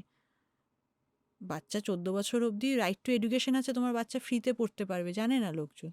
এখন রিয়েল ইস্যু নিয়ে কতজন মাথা ঘামাচ্ছে। ভারতবর্ষকে জানতে হলে ভারতবর্ষকে দেখতে হবে ঘুরে। একটা সময় ছিল না যে একটা খুব উঠলো যখন রাম নিয়ে, যে ভারতবর্ষে এরকম একটা মন্দির আছে, রামের পুজো হয়, রামকে গার্ড অফ অনার দেওয়া হয়। সেটা হচ্ছে ওরছাতে, মধ্যপ্রদেশের ওরছাতে। খুবই ছোট্ট, মানে পুরো শহর টাউনটাই মনে হয় 1 কিলোমিটার রেডিয়াসে, প্রাচীন একটা শহর। তো ওখানে যে মন্দিরটা রয়েছে রাজা রাম মন্দির, ওখানে রাম, হ্যাঁ, রামের মন্দির, ওরছার রানী প্রতিষ্ঠা করেছিলেন। রামকে ওখানে গার্ড অফ অনার দেওয়া হয়। আমি ওখানে গেছিলাম, ওখানে দেখলাম যে প্রত্যেক দিন সন্ধ্যাবেলা হলেই লোকেরা ওখানে আসছে এবং একদম বন্দুক করে গার্ড অফ অনার দেওয়া হচ্ছে। তারপরে রামকে নিয়ে, রাম অযোধ্যায় যাচ্ছে, পাশের আর একটা মন্দিরে গিয়ে রামকে শয়ন করানো হচ্ছে। তো লোকজনের সাথে যখন কথা বলছি, হ্যাঁ, তারা সেখানে কিন্তু এই যে যখন আমরা বলছি যে নর্থ ইন্ডিয়া লোকজন এখানে রিলিজিয়াস এইরকম, ওখানে জয় শ্রীরাম সবাই বলছে, ওখানকার লোকজনকে যেটা দেখছি, লোকজন ভীষণ রিলিজিয়াস তারা। হ্যাঁ, ওখানটায় যে যখন যারা পৌঁছচ্ছে, রামকে যে গার্ড অফ অনার দেয়া হচ্ছে, তারা কিন্তু কেউ এই মানে কি বলবো, ধর্ম বাঁচাও আন্দোলন করার জন্য যাচ্ছে না। যাচ্ছে না, সেইটা তাদের daily way belief। Of life, হ্যাঁ, বিলিফ, তাদের ডেইলি ওয়ে অফ লাইফ। তো এই লোকগুলোর সাথে গিয়ে যখন আমি কথা বলবো, হ্যাঁ, সেখানে একটা নদী আছে, নদীর পাড়ে বসে গান হচ্ছে রোজ দিন, ওই ধরনের গান, ধর্মীয় গান বা এই ধরনের, সেটা তাদের ওয়ে অফ লাইফ। আমি যখন বলবো, আমি কিন্তু কখনোই তাদেরকে রামকে কেন গার্ড অফ অনার দিচ্ছ, ও তো কাল্পনিক চরিত্র, এগুলো বললে আমি সেই লোকগুলোর কাছে পৌঁছতে পারবো না। বরং সেই লোকগুলোর কাছে যখন জয় শ্রীরাম বলবে, তারাই ভুল পথ হলেও তারাই পৌঁছে যাবে। তাহলে সেই জায়গাগুলোকে তো আমাকে জানতে হবে যে আমাদের ভারতবর্ষে এরকম জায়গা রয়েছে, এরকম লোক রয়েছে। তাহলে সেই লোকগুলোর কাছে পৌঁছানোর জন্য আমি কি করতে পারি? সেই বিষয়গুলোকে শুধুমাত্র আমি লোকজনকে দূরে সরিয়ে রেখে, ত্যায্য করে, ক্রিটিসাইজ করে আমি কারোর কাছে পৌঁছতে পারবো না। বরং কেন যাচ্ছে, কেন করছে, সেইটা জানতে হবে। একজন ইন্ডিয়ান সিটিজেন হিসেবে বা একজন প্র্যাকটিসিং মানে পলিটিক্যাল রিসার্চার হিসেবে 3টে জিনিস বলো যেটা তুমি আইডিয়ালিস্ট হিসেবে ইন্ডিয়াকে দেখতে চাও, বা 3টে জিনিস বলো যেটা তুমি রিয়েলিস্ট হিসেবে ইন্ডিয়াকে দেখতে চাও। আইডিয়ালিস্ট জায়গা থেকে আমার যেটা মনে হয়, সেই আমার ছোটবেলার ভারতবর্ষ, সবাই একসাথে, হ্যাঁ, দুর্গাপূজা করছি, ক্রিসমাস করছি, Same ঈদে pinch। যাচ্ছি, হ্যাঁ, আমার সেই ছোটবেলার ভারতবর্ষ চাই, সেই সময়কার। কুরবানির ঈদে যদি কোনো বন্ধুর বাড়ি যেতে হয়, আমায় 10 বার যেন ভাবতে না হয়, হ্যাঁ, মিথ্যে যেন বলতে না হয় কোথায় যাচ্ছি। আর একজন মহিলা হিসাবে আমি চাই সেফ ভারতবর্ষ। কাজের জায়গায় গিয়ে যাতে কারোকে খুন এবং ধর্ষিতা না হতে হয়। একটা সময় কলকাতায় আমরা রাত 12টার সময় হ্যাঁ। ঘোরাফেরা করলো, কেউ কারো বাবার ক্ষমতা নেই কিছু বলতো। Safest city. শিশুরা যাতে ভালো পরিবেশ পায়, কারণ আমাদের দেখতে হবে আমরা কি রেখে যাচ্ছি তাদের জন্য। আমার খুব কষ্ট হয় বাচ্চাদের জন্য। এই বাচ্চাগুলো বড় হয়ে এই টক্সিসিটি গুলো হ্যাঁ, দেখবে। এই বাবা মায়ের টক্সিসিটি, বাবা মা তোদের মানে বাচ্চা জন্ম দেওয়াটা না আমাদের দেশে একটা ভীষণ মানে কি Fashion। বলবো, একটা ফ্যাশন নয়, একটা ভীষণ ক্যাজুয়াল ব্যাপার। এটা যে রেসপন্সিবিলিটি কেউ ভাবেই না।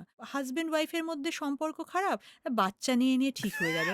মানে একটা বাচ্চা জন্মাচ্ছেই, তাকে মানে জন্মের আগে থেকেই তাকে এই লোডটা নিয়ে জন্ম নিতে হচ্ছে যে দুটো অ্যাডাল্ট মানুষ যারা আমি 10 নিজেদের বছর ধরে সম্পর্ক, হ্যাঁ, শুনছি। নিজেদের সম্পর্ক যারা ঠিক করতে পারে না, তাদের সম্পর্ক ঠিক করার দায়িত্ব সেই যেই বাচ্চাটি জন্মায়নি, সেই বাচ্চাটি। বয়সকালে কে দেখবে? মানে বাচ্চা মানে মেডিক্লেম পলিসি, মানে বাচ্চা বাচ্চার কি নিজস্ব জীবন নেই, তার সে বাইরে চাকরি করতে যাবে না? শুনি যে হ্যাঁ ওর বাইরে থাকে, কি ও করবো, মা। ওদের তো লাইফ আছে, তোমরা লাইফ কাটিয়ে দিয়েছো, এবার ওদের তো লাইফ আছে, তাদেরকে তো কাটাতে হবে। আর আমার যেটা একটা মনে হয়, এমনি চাকরির পরীক্ষা যেমন নেওয়া না, বাবা মা হওয়ার আগে এরকম পরীক্ষা নেওয়া এটা দরকার। কিন্তু সত্যিই খুব ভালো একদম। বলেছো। আমি এই আইডিয়ালিস্টগুলোকে রিয়ালিস্ট করতে চাই। সত্যি কথা বলছি। কারণ কেন হবে না? কেন হবে না? এগুলো আমি কেন রিয়াল হিসাবে ভাববো না? আমি এগুলোকেই চাই, এগুলোই হ্যাঁ, এগুলোই রিয়ালিটি দেখে যেতে চাই। আমি থাকতে এবং আমার পরের জেনারেশনের জন্য। কেমন লাগলো বলো? এটা তো ভীষণ ফ্রি ফ্লো হয়েছে। তো প্রশ্নগুলো তো আগে থেকে আমার কাছে ছিল না। অনেক সময় আমি অফ গার্ডে ছিলাম। অনেক কিছু বলেছি। আর একটু আমাদের একটা যেটা কথা, যে আমাদের না একটু প্রশ্ন করা উচিত। তো অনেকদিন বাদে এতগুলো কথা আমি বললাম। এত কথা ক্লাসরুমের বাইরে। ভালো লাগলো।